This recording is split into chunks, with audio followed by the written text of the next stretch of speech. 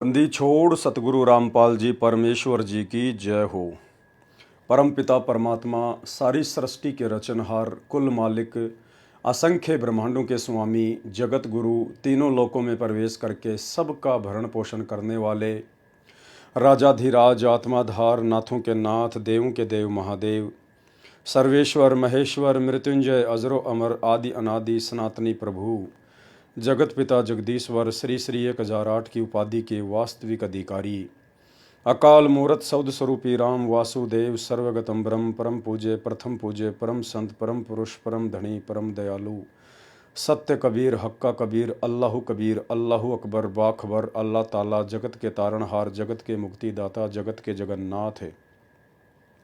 हारे के सहारे, हिंदुओं के राम, मुसलमानों के अल्लाह, सिखों के वाहेगुरु, ईसाइयों के मसीह, दया के सागर दयानिधि, करुणा के सागर करुणानिधि, स्वयंभू परिभू, संकट मोचन, कष्ट हरण, मंगल करण, दुख भंजन, अविगत कबीर, निर्विकार निर्विषम परमात्मा, अलय अलेख सतगुरु, आदि अनादि सतगुरु, असली मर्यादा पुरुषोत्तम, असली राम, असली कृष्ण, असली घनश्याम, असली मुरारी, राजाओं के राजा, महाराजाओं के महाराजा, शहंशाहों के शहंशाह, सम्राटों के सम्राट, भगवानों के भगवान, अल्लाहों के अल्लाह, प्रभुओं के प्रभु, मसीहाओं के मसीह, सच्चे वाहिगुरु, बाबाओं के बाबा, पीरों के पीर, सेठों के सेठ, जगत सेठ, सावड़ सा सेठ, सर्वगुण संपन्न, अनंत कोटि कलाओं के स्वामी, अनंत कोटि ब्रह्मांडों के नायक, योगियों में महायोगी, ध्यानियों में महाध्यानी, सिद्धों में परम सिद्ध, ज्ञानियों में तत्वज्ञानी, ब्रह्म ज्ञानी, महाज्ञानी, परम ज्ञानी, सर्वश्रेष्ठ ज्ञानी, विज्ञानी, युवा कबीर, समरथ कबीर, असमवात, अमित ओझा, सच्चे रहनुमा, करीम अल्लाह, सुबहान अल्लाह, दुनिया के अंतिम पैगंबर, 8 सितंबर 1951 से गांव धनाना, जिला सोनीपत, हरियाणा, भारतवर्ष की पावन भूमि पे प्रकट रियल कल की भगवान श्री नारायण साकार हरि, श्री बाबा साहेब स्वयंभू संत श्रोमणी सतगुरु रामपाल जी परमेश्वर जी के चरण कमल में साध संगति से जुड़े हुए देश विदेश से हम सभी सत्सेवक भाई बहनों का अनंत कोटि दंडवत प्रणाम। सत्साई भाई और बहनों, दया परमपिता परमेश्वर, सर्व सृष्टि के सर्जनहार सतगुरु रामपाल जी भगवान की, जिनके शुभ आशीर्वाद से, जिनके विशेष आशीर्वाद से आप और हम सभी साध संगति से जुड़े हुए सत्सेवक भाई बहन सृष्टि रचना को लेकर क्रोथा कांड के रहस्य को उजागर करते हुए आज चौथे पार्ट के ऊपर वीडियो बना रहे हैं। भाई और बहनों, सतगुरु रामपाल जी परमेश्वर जी की विशेष रजा के बिना इस कलयुग की बिचली पीढ़ी में जिस प्रकार से आप और हम सभी साध संगति से जुड़े हुए भाई बहनों का ज्ञान योग खुला हुआ है, क्योंकि सतगुरु रामपाल जी परमेश्वर जी की लाखों करोड़ों की संगत में से यदि सतगुरु को परमेश्वर के रूप में किसी ने पहचान कर परमेश्वर की तरह व्यवहार करना शुरू किया है तो केवल सत्सेवक भाई बहनों ने शुरू किया है। तो सतगुरुदेव की विशेष रजा के बिना ये कलयुग की बिचली पीढ़ी में साध संगतियों का नसीब होना बिल्कुल भी संभव नहीं होता है।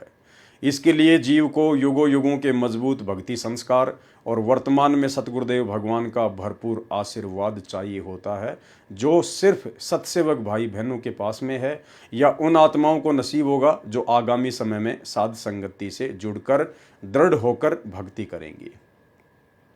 तो भाई और बहनों, सृष्टि रचना के माध्यम से क्रोथा कांड के रहस्य को परमात्मा उजागर करवा रहे हैं।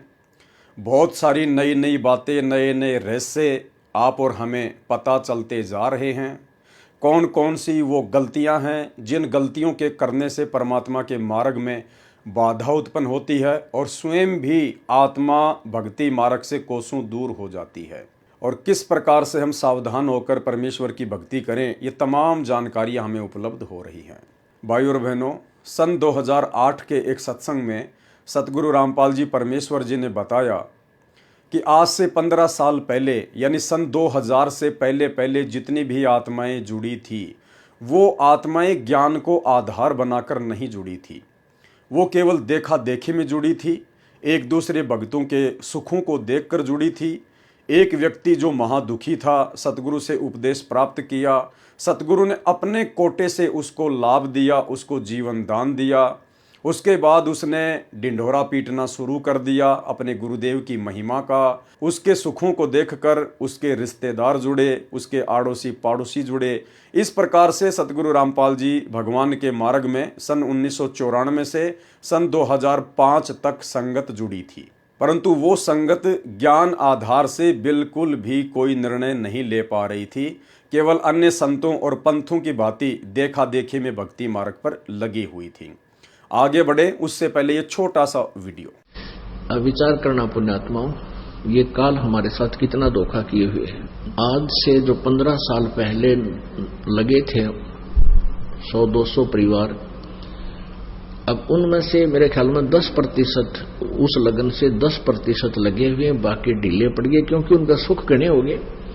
वो तो माया चाव थे, उनको ज्ञान था को नहीं, क्योंकि दास को भी परमात्मा ने या ज्ञान योग नहीं खोला था जब तक, क्योंकि इस ज्ञान को परमात्मा ने बैन ला रखा था कि अभी इसको प्रचार नहीं करना। क्योंकि जैसे ये ज्ञान तो दास बताता था, गांव गांव में जाकर सत्संग किया करता था, लेकिन कबीर परमेश्वर जी की वाणी से ही ये यूं का यूं बताया करता था कि ब्रह्मा विष्णु महेश की ये स्थिति है, दुर्गा की ये स्थिति है। लेकिन आम व्यक्ति का विश्वास नहीं होता, जो हमारे शिष्य थे उनका विश्वास ना होता कि ठीक है, उनको लाभ हो रहे थे, परमात्मा के नाम लेते उनके सारे संकट दूर होने लगे थे, इसलिए शिष्य तो बनने शुरू हो गए थे। क्योंकि ये जो मंत्र है, इस मंत्र का जाप पूरे विश्वास लगन के साथ जो व्यक्ति करता है, उसको ज्ञान है या ना है। जैसे डॉक्टर कोई दवाई देता है, औषधि देता है, मरीज खा लेता है, तो उसको नहीं पता इसमें कौन सा केमिकल है, कौन सा साल्ट है, तो वह दवाई अंदर गई, लाभ तो करेगी। तो ऐसे जो पुराने समय में जो भक्त लगे थे, उनको लाभ तो नरे हो गए, क्योंकि वो हमारे संग में ज्यादा रहते थे। जहां भी कहीं पाठ होता था वो सारे ही वहां आ जाते थे कि उनका सुख गणे होया करते। कुछ दिनों के बाद फिर वो अच्छे सुखी हो गए, घर में सुख हो गया, सारे लाभ होने लग गए। तो फिर हमने आश्रम करौथा में डेरा डाल लिया, वहां भी कुछ दिन आए, फिर ढीले पड़ गए, फिर संगत ज्यादा होती रही, ऐसे वो पीछे हट गए।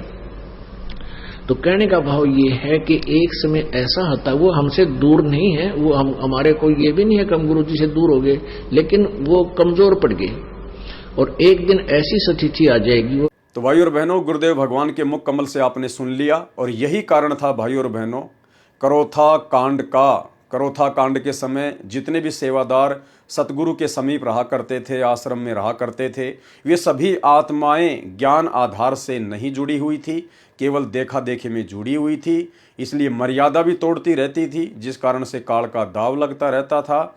और यही कारण था कि उन्होंने अपनी तरफ से सतगुरु को मानुष मानकर उनको सलाह दी, जिसके आधार से करौथा आश्रम बनाया गया। और एक जीव की सलाह के ऊपर जब कोई काम होता है परमात्मा के मार्ग में, तो वो काम कभी सफल नहीं होता है।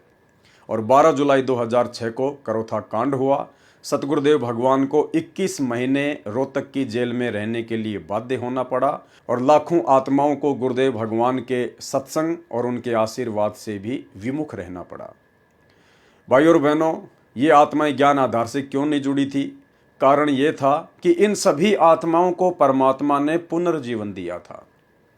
सन 1994 से लेकर 2000 तक 90% आत्माओं को, भगत भाई बहनों को सतगुरु रामपाल जी भगवान ने पुनर्जीवन दिया।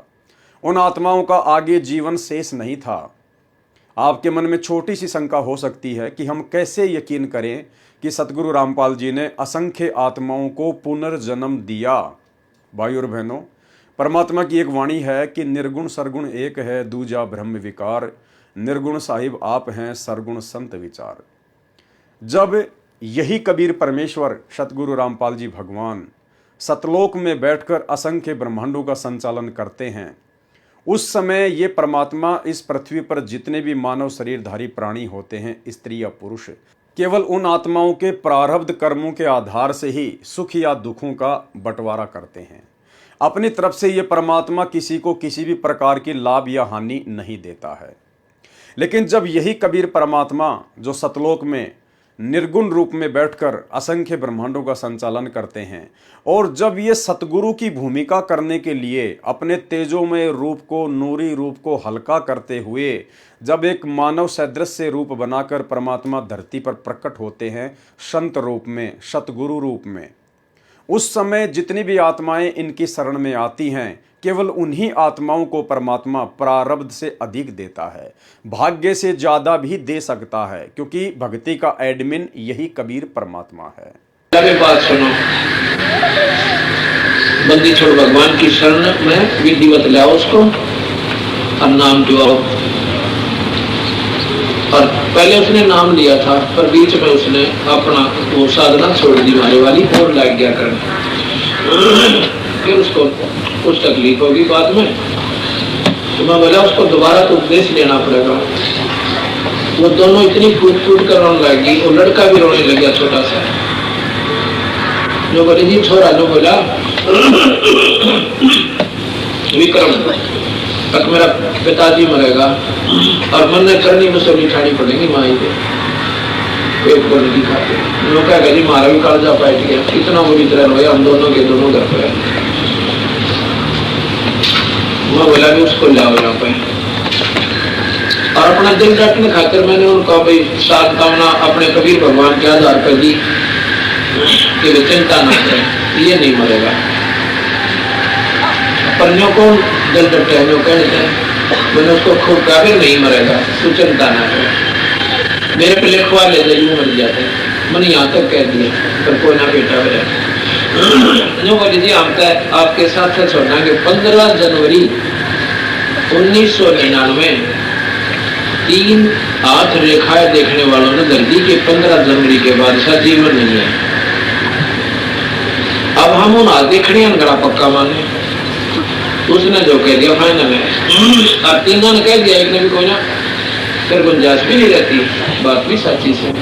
पर कबीर साहब के अंदर हो सकती है कर्म की रेख न बदल दे, जब आत्मा इसके तरनाम रो आदमी पड़े करे, लल्लो पत्तो करनी है कि कोई ना सुने।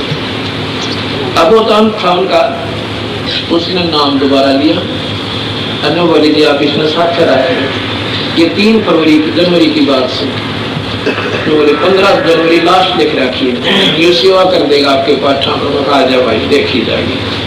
उसने नाम दे लिया, हमारे साथ रहने लगे। जब आ गई 14 जनवरी रोटी खानी छोड़ दी, खाओ तो पहले अभी सी था बेचारा, इतनी बुरी पीड़ा है यहाँ पर गले में और सारे शरीर में कापड़ लगे।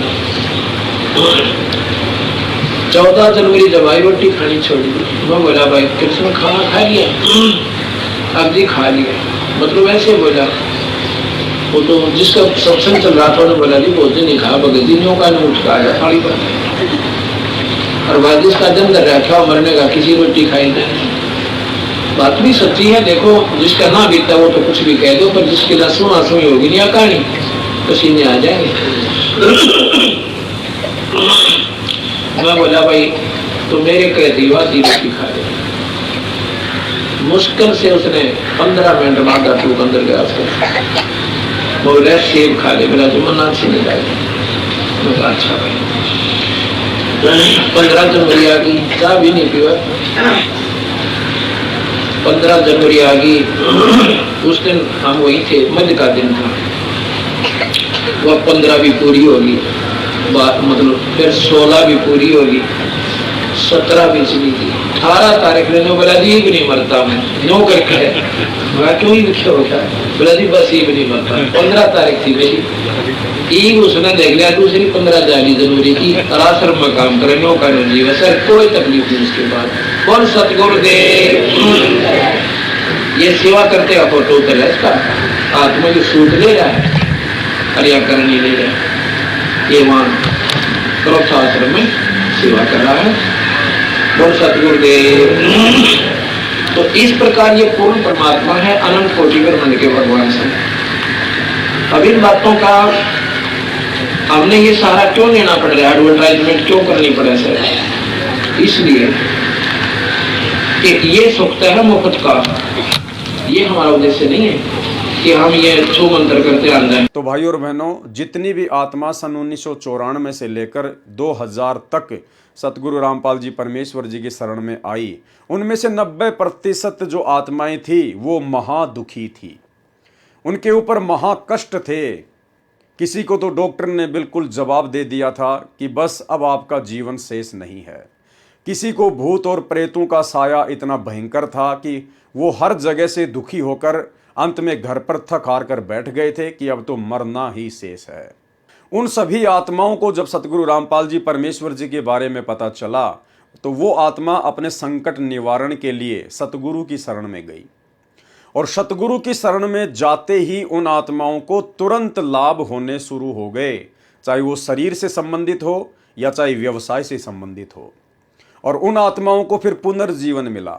अब भाई और बहनों, सतगुरु की शरण में आने के बाद पुनर्जीवन कैसे मिला? क्योंकि जिस समय वो आत्मा सतगुरु की शरण में आई उससे पहले वो हर जगह भटक चुकी थी, हर प्रकार से वो टूट चुकी थी कि अब जीवन शेष नहीं है। यदि उनका जीवन शेष होता तो भाई और बहनों, उन आत्माओं को जहां भी वो हॉस्पिटल में थी तो वहां से उनको राहत मिल जाती। वो जिस भी जादू जंत्र वाले के पास जा रहे थे, शाणे या टोटके करने वालों के पास जा रहे थे, वहां से उनको राहत मिल जानी थी। लेकिन ना उनको हॉस्पिटल से राहत मिली, ना उनको किसी जंत्र मंत्र वाले से राहत मिली। क्यों नहीं मिली? क्योंकि उनके पिछले भक्ति पुण्य समाप्त हो चुके थे, उनके पास में पिछला भक्ति धन शेष नहीं था। उनकी बैटरी जो अध्यात्म वाली बैटरी है, जो दान पुण्य और भक्ति वाली बैटरी है, वो बिल्कुल डिस्चार्ज होने की कगार पर थी। अगर उनका जीवन शेष होता तो भाइयों और बहनों, परमात्मा ने जो विधान बना रखा है, जब भी किसी आत्मा के ऊपर कोई आपत्ति आती है और जब वो आत्मा परमेश्वर को पुकारती है, भले वो किसी की भी भक्ति कर रही है, लेकिन आत्मा से जब वो अपने परमात्मा को पुकारती है तो गुरुदेव भगवान ने, इस कबीर परमात्मा ने एक सिस्टम बना रखा है। उस आत्मा की पुकार सर्वप्रथम धर्मराज के दरबार में जाती है। धर्मराज तुरंत उस आत्मा की पुकार को सुनकर और फिर उसका अकाउंट चेक करता है कि इसके भाग्य में कोई ऐसा दान पुण्य या भक्ति वगैरह है जिसके चलते मैं इसको इस समस्या से राहत दे सकूं। और जब धर्मराज देखता है कि इसके भाग्य में कोई दान पुण्य या भक्ति शेष नहीं है तो धर्मराज उस अकाउंट को वापस बंद कर देता है कि अब इसके अंतिम दिन है, अब इसका किसी प्रकार से कोई भी समाधान नहीं किया जा सकता है। तो भाइयों और बहनों, फिर उस आत्मा के सामने अपना शरीर त्यागने के अलावा दूसरा कोई भी ऑप्शन शेष नहीं होता है। और वही आत्मा यदि किसी संत की शरण में आ जाती है, जो पूर्ण संत है, जो स्वयं कबीर परमात्मा है, क्योंकि पूर्ण संत की भूमिका केवल स्वयं कबीर भगवान ही निभाते हैं, अन्यथा धरती पर कोई पूर्ण संत नहीं हो सकता। क्योंकि 21 ब्रह्मांड में जितने भी प्राणी हैं, ये सब सतलोक से आई हुई आत्मा है, अपने भगवान से दगा करके आई हुई आत्माएं हैं। 21 ब्रह्मांड की सभी आत्माएं केवल जीव हैं, आम प्राणी हैं, कोई परम ज्ञानी नहीं है, कोई परम संत नहीं है। परम संत और परम ज्ञानी की भूमिका कबीर परमात्मा स्वयं ही सतगुरु रूप में आके निभाता है। तो जब वो महादुखी व्यक्ति, जिनका आगे जीवन शेष नहीं है, धर्मराज भी उनका अकाउंट देखकर बंद कर चुका है, जब वो आत्मा किसी के कहने से जब उस पूर्ण संत की शरण में जाती हैं तो पूर्ण संत फिर अपने आशीर्वाद से, अपने कोटे से उन आत्माओं का जीवन एक्सटेंड कर देता है, उनकी आयु को बढ़ा देता है। क्योंकि वेदों में पूर्ण संत के रूप में आने वाले कबीर भगवान की महिमा लिखी हुई है कि वो परमात्मा अपने साधक के, जो उनकी शरण में आ जाता है, जो उनकी भक्ति करता है, उसके असाध्य से असाध्य रोग को भी नष्ट कर सकता है। यदि साधक की मृत्यु होनी हो और यदि वो मृत्यु को प्राप्त करके धर्मराज के दरबार में चला गया हो तो भी वो पूर्ण संत धर्मराज के दरबार से उस आत्मा को छुड़वा कर वापस 100 वर्ष का जीवन प्रदान कर सकता है। ये परमेश्वर की महिमा के अंतर्गत वेदों में उनके गुण लिखे हुए हैं। तो भाई और बहनों, उन सभी आत्माओं को जो आत्मा सन 1994 से लेकर वर्तमान समय 2024 तक जो हर प्रकार से दुखी होकर, परेशान होकर, डॉक्टरों से जवाब लेकर सतगुरु की शरण में आती है और यदि मर्यादा में रहकर भक्ति करती है तो सतगुरु उन सब की आयु को एक्सटेंड कर देता है। तो शुरुआत में ज्ञान को आधार ना बना पाने का मुख्य कारण यही था कि वो आत्मा केवल अपने दुखों के निवारण के लिए सतगुरु रामपाल जी भगवान की शरण में आई थी, जिसके विषय में गुरुदेव ने उस वीडियो में स्पष्ट कर दिया है कि वो केवल सुखों के लिए आए थे, उनको केवल माया चाहिए थी, वो केवल अपने दुखों के निवारण के लिए आए थे, वो ज्ञान आधार बनाकर भक्ति नहीं कर रही थी। और यही कारण था, ज्ञान को आधार बनाए बिना ये जीव काल प्रेरित होकर अनेकों गलतियां सतगुरु के दरबार में कर डालता है। और यही कारण था कि सतलोक आश्रम मैनेजमेंट हरियाणा, जो कि ज्ञान को आधार बना के नहीं जोड़ा था, उन लोगों ने करोथा कांड के समय और बरवाला कांड के समय अनेकों महागलतियां की, जिन गलतियों के कारण वे स्वयं भी दुखी हुए, आम संगत भी परमात्मा के सत्संग और उनके आशीर्वाद से दूर हुई, और सतगुरुदेव भगवान को भी जेल में बैठने के लिए बाध्य किया गया। बाध्य शब्द दास इसलिए यूज करता है क्योंकि काल और सतगुरुदेव भगवान के बीच में एक एग्रीमेंट है। उस एग्रीमेंट के तहत परमात्मा जोर जबरदस्ती नहीं करते हैं, अन्यथा ये तो समर्थ भगवान है, जाके अर्ध रूम पर शकल पसारा, ऐसा पूर्ण ब्रह्म हमारा। ये परमेश्वर एक फूंक मार दे तो 21 ब्रह्मांड ना जाने कहाँ जाकर गिरें, उनका अता पता भी ना चले। लेकिन परमेश्वर अपने कार्य को अपने सिस्टम से करता है, अपने हिसाब से करता है, और परमेश्वर उसी हिसाब से अपने कार्य को आगे भी करेंगे। बीच में ना समझे के कारण जो भगत अपनी मनमानी करते हुए गुरु को मानुष समझकर जो काल प्रेरणा से टांग अड़ाते हैं, तो परमेश्वर के मार्ग में थोड़ी बाधा जरूर उत्पन्न हो जाती है। लेकिन यह समर्थ है, सर्वशक्तिमान है। परमेश्वर इस धरती पर जिस अपने विशेष कार्य के लिए कदम रखते हैं, प्रकट होते हैं, चाहे कितनी भी बाधा क्यों ना आ जाए, जीव केवल नासमझी करके अपने कर्म फोड़ सकता है, लेकिन परमेश्वर ने अपने मिशन का जो ठीक का समय रखा हुआ है, उनका मिशन तो उसी समय सफल होना ही होना होता है। तो भाई और बहनों, सृष्टि रचना के माध्यम से करोथा कांड के ऊपर हम वीडियो बनाने जा रहे हैं, और पिछले अनेक वीडियो में हमने बहुत सारी बातें सीखी हैं, समझी हैं, जो आगे चलकर इस भक्ति मार्ग में आप और हमारे बहुत ज़्यादा काम आएंगी। हम कभी भी वो गलतियां नहीं करेंगे जो गलतियां आज से पहले गुरुदेव के बेटा बेटी, भाई बंधु, रिश्तेदार, ये कोऑर्डिनेटर और बड़े बड़े परम भगत समझे जाने वाले भाई बहन कर चुके हैं। तो अब हम आगे चलते हैं पेज नंबर 28 से। इसके पश्चात इन लोगों ने वर्तमान सरकार में बैठे उच्च हस्तियों को भी काबू करने का प्रयास शुरू किया। यानी करोथा कांड के विषय में बात कही जा रही है कि धीरे धीरे जो आर्य समाजी लोग थे, जो सतगुरु रामपाल जी से सत्यार्थ प्रकाश के खुलासे को लेकर परेशान थे, दुखी थे, उन लोगों ने आश्रम पर आक्रमण करवाने के लिए, सतगुरु रामपाल जी के मिशन को ध्वस्त करवाने के लिए सरकार में बैठे बैठे उच्च अधिकारियों से भी बात करने का प्रयास शुरू कर दिया, और हस्तियों को अपने गुरुकुल में किसी न किसी बहाने से आमंत्रित करके संत रामपाल जी और आश्रम के खिलाफ भड़काया, ताकि उनके इस बुरे इरादे को आसानी से अमली जामा पहनाया जा सके। इन हस्तियों से इन लोगों को ऐसा इशारा मिला कि ऐसी स्थिति तैयार करो जिससे सतलोक आश्रम को खत्म करने का कार्य किया जा सके। यानी प्रशासन में बैठे बैठे जो बड़े बड़े अधिकारी थे, मुख्यमंत्री तक, उन आर्य समाजियों के गुरुकुल में जाकर उनको आश्वासन देने लगे कि आप आर्य समाजी ऐसी परिस्थितियां तैयार करो जिससे कि संत रामपाल जी और उनका आश्रम किसी भी प्रकार से सुरक्षित ना रह सके। इसके पश्चात ये लोग संत रामपाल जी को तथा सतलोक आश्रम को खत्म करने के मौके की तलाश में रहे, और इन्होंने संत रामपाल जी के द्वारा निकाले हुए एक शिष्य को मोहरा बनाया। भाई और बहनों, आर्य समाजियों ने संत रामपाल जी के जिस एक गुरुद्रोही हो चुके शिष्य को मोहरा बनाया, वो वही व्यक्ति था जिस व्यक्ति के ऊपर हमने उसके द्वारा लिखी गई पुस्तक शैतान बना भगवान के ऊपर बहुत सारे वीडियो बनाए थे।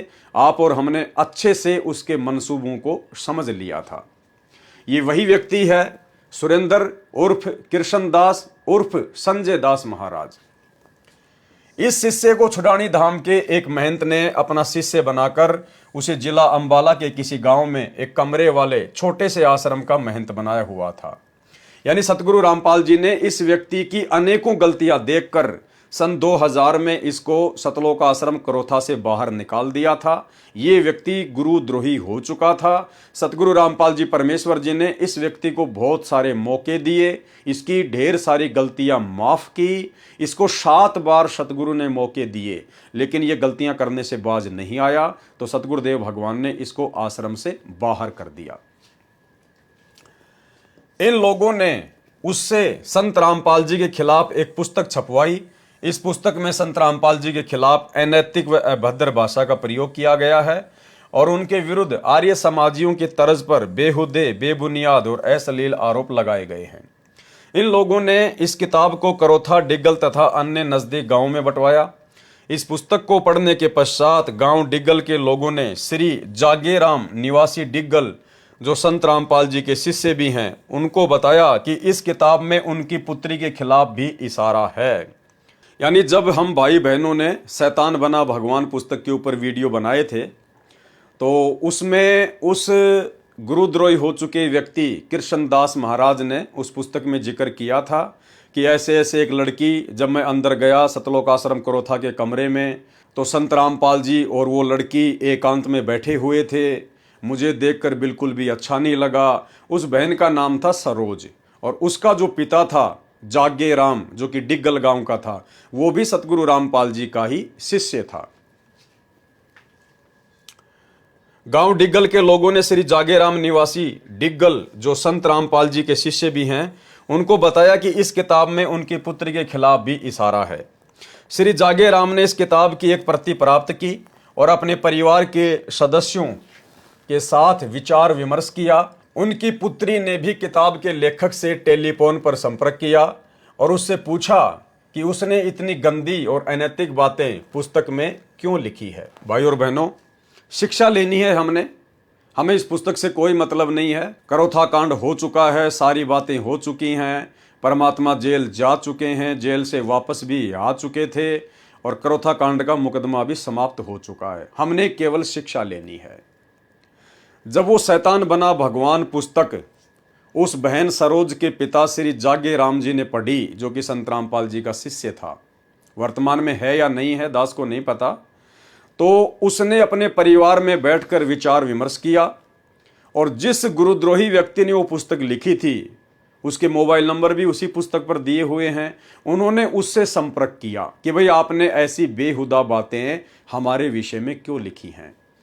भाई और बहनों, यदि वर्तमान में ऐसी कोई परिस्थिति पैदा हो जाए आप और हमारे साथ में, तो हमने क्या करना है? हमने किसी भी प्रकार से उस पुस्तक के लेखक से संपर्क नहीं करना है। यानी कोई भी घटना घटे हमारे ऊपर, चाहे कोई कितना ही बेहुदा आरोप क्यों ना लगाए, हमें चाहे कोई कितना ही बदनाम करने का प्रयास क्यों ना करे, लेकिन हम भगत भाई बहनों ने, जो कि हम गुरुदेव के ज्ञान को आधार बना चुके हैं, हमने किसी भी प्रकार से कोई भी प्रतिक्रिया नहीं करनी है।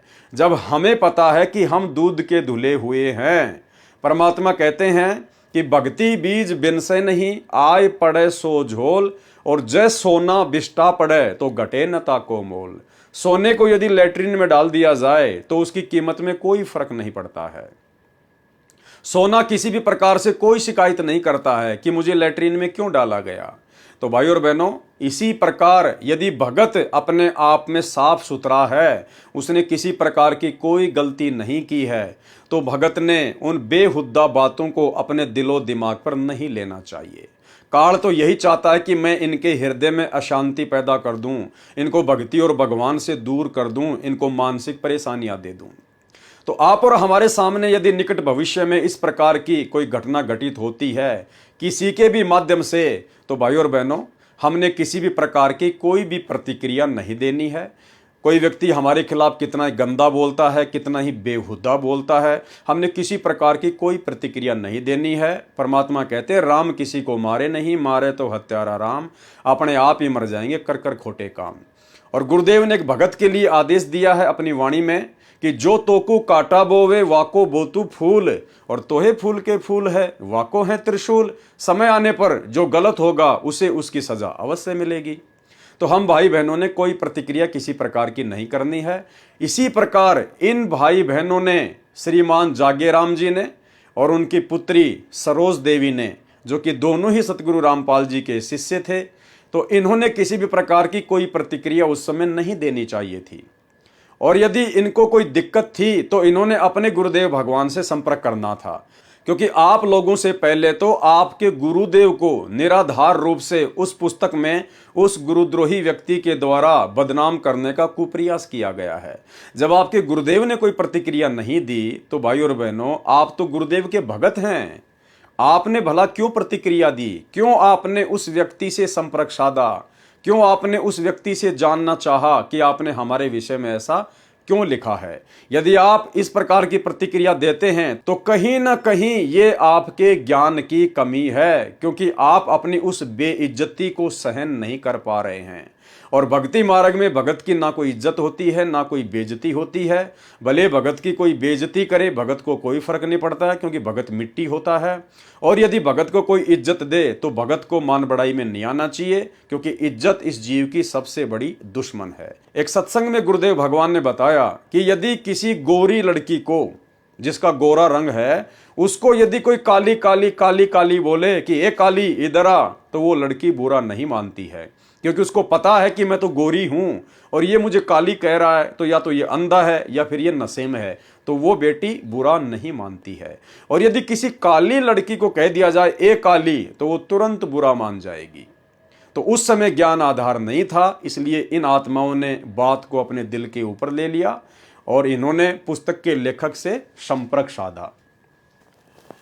उनकी पुत्री ने भी किताब के लेखक से टेलीफोन पर संपर्क किया और उससे पूछा कि उसने इतनी गंदी और अनैतिक बातें पुस्तक में क्यों लिखी है। लेखक श्री कृष्ण दास उर्फ संजय ने उसको इस बारे में बातचीत करने के लिए दयालदास कोठी आश्रम छुडानी में आकर बात करने को कहा। वह अपने माता पिता और पुत्र के साथ बात करने के लिए छुडानी आश्रम पहुंचे। भाई और बहनों, उसके बाद वो बहन बिना अपने गुरुदेव भगवान से विचार विमर्श किए, बिना उनकी आज्ञा लिए, वो लड़की अपने पिता के साथ और अपने बेटे के साथ में छुडानी आश्रम में चली जाती है, जहां पर उसको उस गुरुद्रोही व्यक्ति ने बुलवाया था। छुडानी पहुंचकर जैसे ही बातचीत शुरू हुई, छुडानी आश्रम के लोगों ने तथा उस पुस्तक के लेखक ने अभद्र भाषा में बोलना शुरू कर दिया। देखो भाई और बहनों, जैसी क्रिया वैसी प्रतिक्रिया। उस भगत जागेराम और उसकी बेटी सरोज के द्वारा उस व्यक्ति से बातचीत करने के लिए छुडानी आश्रम में जाना बिल्कुल भी न्याय संगत नहीं था और उसकी वैसी ही प्रतिक्रिया हो गई, क्योंकि जो व्यक्ति आपके विषय में पहले से ही अभद्र बातें लिख रहा है, वो आपके साथ में कौन सा अच्छा बर्ताव करेगा। और वहां पर लड़ाई झगड़ा हो गया, मारपीट की नौबत आ गई और काफी कुछ वहां पर हुआ। छुडानी पहुंचकर जैसे ही बातचीत शुरू हुई, छुडानी आश्रम के लोगों ने तथा उस पुस्तक के लेखक ने अभद्र भाषा में बोलना शुरू कर दिया और हाथापाई पर उतर आए। उन्होंने उस बहन के साथ भी दुर्व्यवहार किया और उसके कपड़े फाड़ दिए व छाती में हाथ मारकर धकेल दिया। किसी न किसी तरह वे बचकर भागे और दुल्हेड़ा गांव की पुलिस चौकी पर पहुंचकर इस मामले की रिपोर्ट दर्ज करवाने को कहा। पुलिस चौकी में उनको 2 घंटे बैठाए रखा और रिपोर्ट दर्ज नहीं की और बाद में उनको बताया कि वो छुडानी गांव में जा रहे हैं, क्योंकि कुछ लोगों ने छुडानी आश्रम में रहने वालों को पीटा है। छुडानी आश्रम के षड्यंत्र को भांपते हुए उन्होंने पुलिस चौकी को छोड़ दिया और पुलिस अधीक्षक झज्जर के कार्यालय में पहुंचे। वहां पर पुलिस अधीक्षक उपस्थित नहीं थे, इसलिए वो पुलिस अधीक्षक के निवास स्थान पर भी अपनी बात कहने के लिए गए। पुलिस अधीक्षक घर पर भी नहीं मिले। इसी बीच किसी ने उनको सलाह दी कि वो अस्पताल में अपनी डॉक्टरी जांच करवाए। उसके पश्चात वो सिविल अस्पताल डीगल पहुंचे और डॉक्टरी जांच करवाई और MLR की प्राप्त की। और उसके बाद क्या होता है भाई और बहनों, सतलोक आश्रम करोथा का मैनेजमेंट एक गाड़ी में भरकर छुडानी आश्रम में जाता है, वहां पर मारपीट करके आता है, जिसका मुकदमा फिर आगे चलकर सतगुरु रामपाल जी भगवान पर लगा दिया जाता है। अगले दिन वो फिर पुलिस अधीक्षक कार्यालय में छुडानी आश्रम के लोगों के खिलाफ केस दर्ज करवाने के लिए गए और वहां उनको पता लगा कि उनको तथा सतलोक आश्रम के भक्तों के खिलाफ एक FIR दर्ज हो चुकी थी। पुलिस अधीक्षक झज्जर ने उनकी दरखास्त लेकर DSP बहादुरगढ़ के पास जाकर अपने बयान दर्ज करवाने को कहा। DSP बहादुरगढ़ ने उनके बयान दर्ज करने के पश्चात उनको ये आश्वासन दिया कि 1 या 2 दिन में FIR दर्ज हो जाएगी, लेकिन एफआईआर दर्ज नहीं की गई। एफआईआर दर्ज करवाने के लिए पुलिस अधीक्षक व उपायुक्त झज्जर से भी दोबारा प्रार्थना की गई, लेकिन उनको भी परिणाम नहीं निकला। उसके पश्चात आईजी रोहतक रेंज से भी मिलकर प्रार्थना की गई, लेकिन फिर भी छुडानी आश्रम के निवासियों के खिलाफ एफआईआर दर्ज नहीं की गई। लेकिन इसी बीच आर्य समाजी तथा कथित महंतों संतों ने जिला प्रशासन के आशीर्वाद से सतलोक आश्रम को नष्ट करने का षड्यंत्र रचना शुरू कर दिया। उन्होंने विभिन्न गांवों के असामाजिक तत्वों को इकट्ठा करना शुरू कर दिया और विशेषकर संत रामपाल जी के खिलाफ लोगों को भड़काना शुरू कर दिया।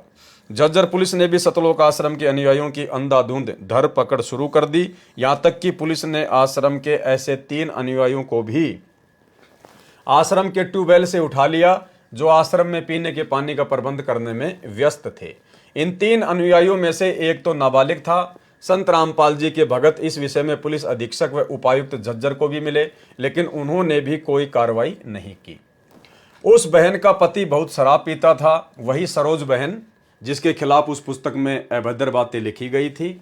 उस बहन का पति बहुत शराब पीता था, फौज से सेवानिवृत्त था, पेंशन की शराब पी जाता था। गांव में 8 एकड़ जमीन है, उसको भी ठेके पर देकर प्राप्त राशि की शराब पी जाता था। ऐसे समय में उस बहन के पिता श्री जागेराम एलावत, जो गांव डिग्गल के गिने चुने प्रतिष्ठित परिवारों में से एक है, अपनी बेटी के घर का खर्चा चलाते थे तथा अपनी बेटी के गम को भुलाने तथा परमात्मा में आस्था बढ़ाने के लिए सतलोक आश्रम में साथ साथ लाया करते थे।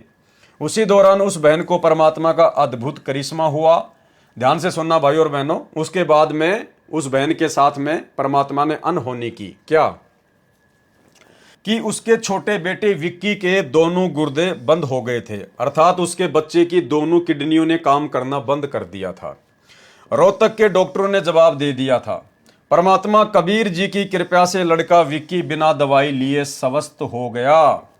ऋग्वेद मंडल 10 सूक्त 161 मंत्र 2 में यही प्रमाण है कि परमात्मा अपने सच्चे उपासक का असाध्य रोग ठीक करके 100 वर्ष की आयु प्रदान कर देता है। अब विचार करने की बात है और भाई और बहनों, ऐसे ऐसे प्रमाण आपको इस पुस्तक में देखने को मिल रहे हैं जिनका जीवन शेष नहीं था। उस बहन के लड़के विक्की का जीवन शेष नहीं था। धर्मराज के कागजों में उसकी आयु समाप्त हो चुकी थी, उसको केवल मरना ही था। उसके दोनों गुर्दे खराब हो चुके थे, लेकिन पूर्ण संत सतगुरु रामपाल जी भगवान की शरण में आए तो परमात्मा ने उसके दोनों गुर्दे ठीक कर दिए, उसको पुनर्जीवन प्रदान किया।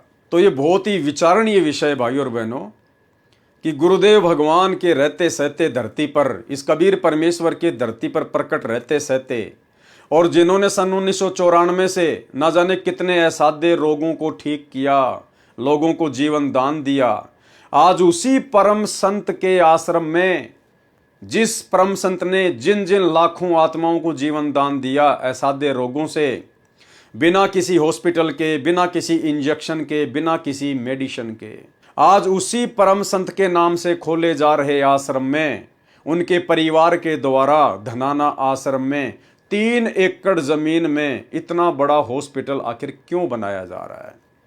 सीधा सीधा मतलब यही है कि आज भी ये लोग सतगुरु रामपाल जी परमात्मा को नहीं समझ पा रहे हैं। आज भी सतलोक आश्रम मैनेजमेंट हरियाणा की अध्यात्म को लेके उतनी ही बुद्धि काम करती है जितना कि सन 1999 में सतलोक आश्रम करोथा वाले सेवादारों की बुद्धि काम करती थी। आज भी ये लोग गुरु को मानुष ही मानते हैं। अन्यथा भाई और बहनों, आश्रम में हॉस्पिटल खोलना तो एक प्रकार से परम संत की बेइज्जती करना है। अगर हॉस्पिटलों से ही रोग ठीक होना होता तो लोग दुखी होकर सतगुरु रामपाल जी की शरण में नहीं आते।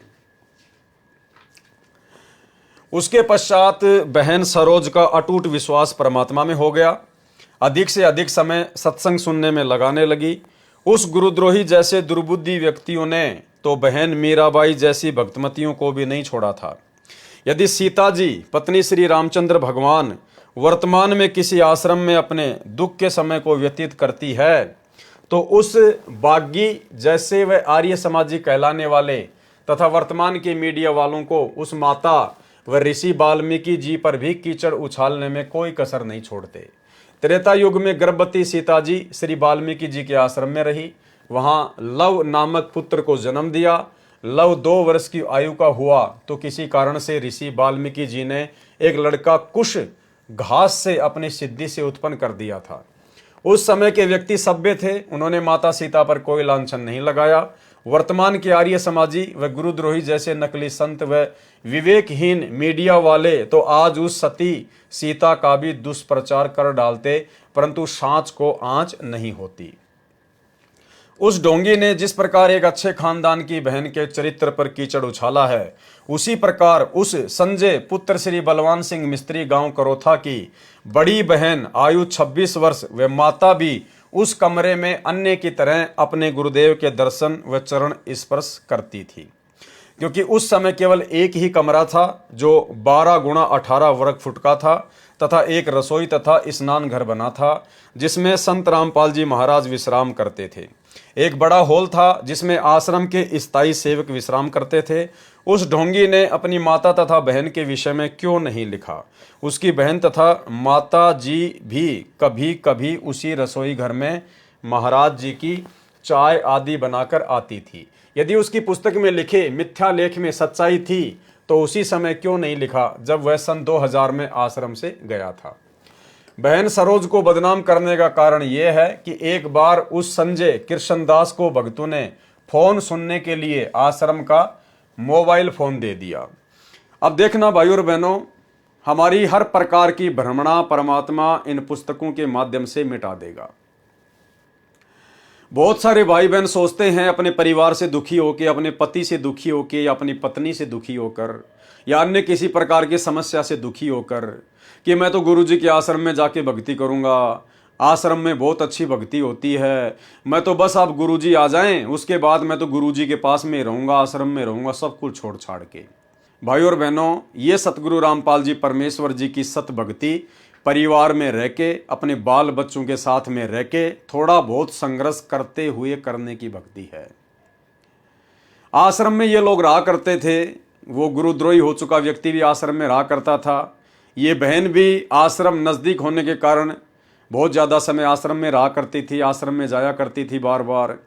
अब आश्रम में भाई और बहनों किस प्रकार से राग द्वेष और ईर्ष्या कूट कूट कर भरी होती है, क्योंकि आप जितना गुरुदेव भगवान के नज़दीक रहोगे, उनके ज्ञान को समझे बिना, जब तक आप अपने गुरुदेव के ज्ञान से पूर्णतया परिचित नहीं होते हैं, और यदि आप जितना गुरुदेव के नज़दीक रहोगे, आप उतना ही अपने गुरुदेव से दूर होने की स्थिति में आ जाओगे, क्योंकि आप अपने गुरुदेव को समझ नहीं पाओगे। आप ज्ञान को आधार ना बनाकर आपस में राग द्वेष ईर्ष्या मनमुटाव के चक्कर में पड़ जाओगे। और यही सब कुछ करोथा आश्रम में होता था, मुख्य मुख्य सेवादारों के बीच में। और भाई और बहनों, उससे भी ज्यादा गंदगी गुरुदेव के परिवार ने, जब गुरुदेव ने सन 2010 में सतलोक आश्रम बरवाला खोला, उसके बाद इन लोगों ने आश्रम में पैदा कर डाली, जिसके विषय में गुरुदेव ने 2014 बरवाला कांड के बाद पुलिस को बयान भी दिए हैं कि आश्रम में गलत काम हुए, लेकिन वो मैंने नहीं किए, वो मुख्य मुख्य सेवादारों ने किए। गुरुदेव ने अपने बयानों में सब कुछ जग जाहिर किया हुआ है, लेकिन सतलोक आश्रम मैनेजमेंट हरियाणा, गुरुदेव का परिवार पिछले 10 वर्षों से गुरुदेव भगवान के बयानों की फोटोकॉपी संगत में वायरल नहीं कर रहा है, क्योंकि गुरुदेव ने सीधा सीधा आरोप बरवाला कांड को लेकर सतलोक आश्रम मैनेजमेंट हरियाणा अर्थात राष्ट्रीय समाज सेवा समिति के ऊपर लगाया है। बहन सरोज को बदनाम करने का कारण यह है कि एक बार उस संजय उर्फ कृष्णदास को भक्तों ने फोन सुनने के लिए आश्रम का मोबाइल फोन दे दिया। उस महीने में 4000 रुपए मोबाइल बिल का खर्चा हुआ। संत रामपाल जी महाराज ने बिल देखकर पूछा कि इस बार इतना अधिक बिल कैसे आया है? पहले तो 1000 या 1200 रुपए ही बिल आता था। उस समय वह संजय कृष्णदास उपस्थित नहीं था। उस समय आश्रम में वो गुरुद्रोही व्यक्ति कृष्णदास नहीं था। बहन सरोज तथा 3 सेवक और संत रामपाल जी महाराज के पास बैठे थे। बहन सरोज ने कहा कि यह संजय तो अपने रिश्तेदारों के लिए विवाह के लिए गाड़ियां किराए के लिए आश्रम के फोन द्वारा बुक करवाता है।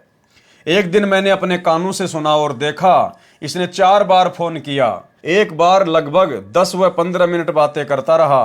पूछ रहा था कि मामा जी क्या हाल चाल हैं, गाड़ियों की बुकिंग की चिंता मत करना, मैंने बुकिंग करवा दी है। एक दिन पहले मैं फिर उनसे बात करके समय आदि बता दूंगा। बहन सरोज ने कहा कि मैंने इसको उसी समय कहा था कि भाई तेरा ये कार्य अच्छा नहीं है। आश्रम के फोन से रिश्तेदारों की गाड़ियां बुक करवा रहा है। वह बोला बहन आज ही प्रयोग किया है। देखो भाई और बहन, ये होता है राग द्वेष और ईर्ष्या। उनका पहले से ही मनमुटाव चल रहा था। बहन सरोज का, उस कृष्णदास का और अन्य सेवादारों का आपस में ज्ञान को आधार ना बनाने के चलते, मान बढ़ाई और अहंकार के चलते आपस में काफी बातों को लेकर मनमुटाव चल ही रहा था। और उस बहन को फिर मौका मिल गया गुरुदेव भगवान के सामने जाकर उस गुरुद्रोही हो चुके व्यक्ति की शिकायत करने का। अन्यथा आप जी आश्रम में क्यों जाते हैं? अरे आश्रम में भगवान के दर्शन के लिए जाते हैं, भगवान की भक्ति के लिए जाते हैं। बैठकर आश्रम में अपना सुमरण करो, परमात्मा की चर्चा करो, मालिक की महिमा के शब्द गाओ। गुरुदेव भगवान के पास में जाके किसी की निंदा चुगली करने थोड़ी जाते हैं आश्रम में। अरे परमात्मा जाने, वो अंतर्यामी है, उसका काम जाने। आप क्यों किसी भगत के विषय में उल्टी सीधी बातें बता रहे हो? जिसके जैसे कर्म है, क्या परमात्मा से छुपे हुए हैं? क्या परमात्मा से छुप सकता है? नहीं छुप सकता। लेकिन अज्ञानता के कारण जीव आपस में मनमुटाव करने के चलते, राग द्वेष ईर्ष्या करने के चलते एक दूसरे की टांग खींचने से पीछे नहीं हटता है। और वही की वही सारी गंदगी सन 2010 से उसके बाद सतलोक आश्रम बरवाला में शुरू हो चुकी थी। ना जाने महीने में कितनी आत्माओं की एंट्री होती थी, कितनी आत्माओं की नो एंट्री होती थी। गुरुदेव भगवान के सामने जाकर झूठ सांच बोलकर आत्माओं को आश्रम से बाहर निकलवा दिया जाता था। अगर कोई किसी का विशेष जानकार होता था तो महेंद्र की चापलूसी करके वापस एंट्री करवा लिया करता था। यह ड्रामा इन आश्रमों में चला करता था, जिस ड्रामे से सतगुरु रामपाल जी भगवान बहुत परेशान थे, बहुत दुखी थे। इसीलिए सतगुरु रामपाल जी परमात्मा ने समर्थ होते हुए भी बरवाला कांड जैसी घटना को नहीं रोका। वह बोला बहन आज ही प्रयोग किया है। संत रामपाल जी महाराज ने उस संजय से फोन लेकर भगत सोमवीर दास को दे दिया। अगले महीने फिर वही 1200 रुपए का बिल आया। उस संजय ने अन्य भक्तों को कहा कि मेरी शिकायत सरोज ने की होगी। समय आने पर इस सरोज को बताऊंगा कि निंदा करने का क्या परिणाम होता है। हर क्रिया की प्रतिक्रिया होती है भाई और बहनों, हर क्रिया की प्रतिक्रिया होती है। इसीलिए सतगुरुदेव भगवान हमें सुबह के नित्य नेम में इतनी सारी वाणियां दे रखी हैं कि जो तोको काटा बोवे वाको बोतु फूल, और तोहे फूल को फूल है वाको है त्रिशूल। आप किसी के बारे में कुछ ना कहो। भाई और बहनों, गुरुदेव भगवान ने हमें अपने सत्संगों में संत जयदेव जी की कहानी क्यों सुनाई? मनोरंजन के लिए नहीं सुनाया करते थे। परमात्मा हमें शिक्षा देना चाहते थे, हमें भगत बनाना चाहते थे कि जो जैसा कर्म करेगा समय आने पर अपना भोगेगा। लेकिन ये भगत नहीं समझ पाए और एक दूसरे की शिकायतें, निंदा चुगली गुरुदेव भगवान से करते ही रहते थे। इसने तो उस समय उस गुरुद्रोही व्यक्ति की गुरुदेव से शिकायत की जिस समय वो आश्रम में उपस्थित नहीं था। अगर वो गुरुद्रोही व्यक्ति संजय भी उसी समय गुरुदेव के पास होता तो वो बहन सरोज किसी भी प्रकार की कोई भी शिकायत गुरुदेव से उस व्यक्ति की नहीं करती। लेकिन वो आश्रम में नहीं था, इसलिए उसको मौका मिल गया और उसने सारी की सारी बातें गुरुदेव भगवान को बता दी, अंतर्यामी को। और आगे चल के उसको उसका परिणाम भी भोगना पड़ा। उस व्यक्ति ने उस बहन से राग द्वेष ईर्ष्या कर ली और आगे चलकर उसने जो पुस्तक गुरुदेव भगवान को नीचा दिखाने के लिए छापी, शैतान बना भगवान, उस पुस्तक में उसने उस सरोज बहन का भी जिक्र कर डाला। तो भाई और बहनों, इस बहन ने तो उस समय शिकायत की जिस समय वो गुरुद्रोही व्यक्ति आश्रम में था ही नहीं। और संत जयदेव की कथा में गुरुदेव ने हमें क्या बताया कि जिन ठगों ने संत जयदेव जी के दोनों हाथ काटकर उनको कुएं में धक्का दे दिया था, किसी प्रकार से वो बच बचा के बाहर आया, किसी ने निकाला, वापस उसी राजा के बाग में आ गया। साल भर हो गई। उसके बाद वही दोनों ठग ये सोचकर कि जयदेव तो मर गया, राजा धार्मिक है और हम यदि साधु का भेष बनाकर राजा के पास जाएंगे तो राजा हमें बहुत मान सम्मान देगा और पैसा भी देगा। ये सोचकर वो दोनों साधु का भेष बनाकर उसी बाग में आ जाते हैं। उसने सामने देखा कि भाई जयदेव तो बैठा हुआ है, साथ में राजा भी बैठा हुआ है और जयदेव और राजा ने भी उनको देख लिया। अब उन्होंने सोचा यदि वापस जाएंगे तो मारे जाएंगे, पकड़े जाएंगे। तो वो आगे को ही बढ़े, सोचे आज तो मर ही गए। लेकिन जयदेव जी ने कोई प्रतिक्रिया नहीं दी, जबकि संत जयदेव जी उनको पहचान गए थे कि ये वही दोनों ठग हैं जिन्होंने मेरी ये दुर्दशा की। उसके बावजूद भी उन्होंने एक भगत के लक्षण दिखाए, भगतपना दिखाया। संत जयदेव जी ने राजा से कहा कि राजा जी, ये दो महान संत हैं, इनके चरण छुओ, इनसे आशीर्वाद प्राप्त करो, इनके लिए भोजन का प्रबंध करवाओ। और लगभग 6 महीने जयदेव जी ने उन दोनों ठगों को बिना कुछ बताए कि जैसे मैं तुम्हें जानता ही नहीं हूं, अपने पास में वहीं रखा, अपने भाइयों जैसा उनके साथ में बर्ताव करा। आगे चलकर जैसी करनी उन ठगों की थी उनको प्राप्त हो गई। गुरुदेव की कथा हमने कई बार सुनी है, एक बार फिर से हम ये कथा सुनेंगे, क्योंकि परम संत के मुख कमल से कथा सुनने से भाई और बहनों हमारे असंख्य पापों का नाश होता है। सुनिए। जयदेव की कथा आपको सुनाते हैं, क्योंकि आत्मा में 100 कथा सुन लेंगे, जब एक जोगा असर तो होएगा। कभी तो आत्मा देखो, हमें जाते हैं पहलवाना ने जब खाड़े में गुड़ते हुए देखे हैं ना, हमारे गांव में होया करता है खाड़ा, अभी होता 6 महीने वहां पर कुश्ती हो से, हम जाते ना देखने छोटे छोटे, उन पहलवाना ने ठाठा पटक दे दूसरे ने, और वो फिर उन्होंने ठाती दुनिया उनकी जय बोल दी। हमारे मन में भी नो इच्छा होंगी अपना घर क्या लोकमा लंगोट शमवान दे और तेल की मालिश करते और उड़ा बैठक पेलन लाग जाते, अब तक पाछे फिर भूल जाते। क्यों? जो असर तो हुआ ना वो गणा नहीं था, कुछ तो शरीर में जो है ना आदमी की शारीरिक शक्ति भी उत्पन्न हो सके।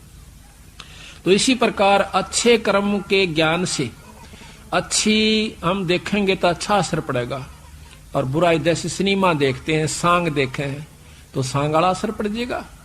इसी प्रकार हमारा जो अच्छी कथाएं सुनेंगे, हमारे अंदर जरूर एक बार आस्था होगी कि हम भी कुछ करके दिखाएं, तो थोड़ा नहीं तो गणा नहीं तो थोड़ा तो बनेगा।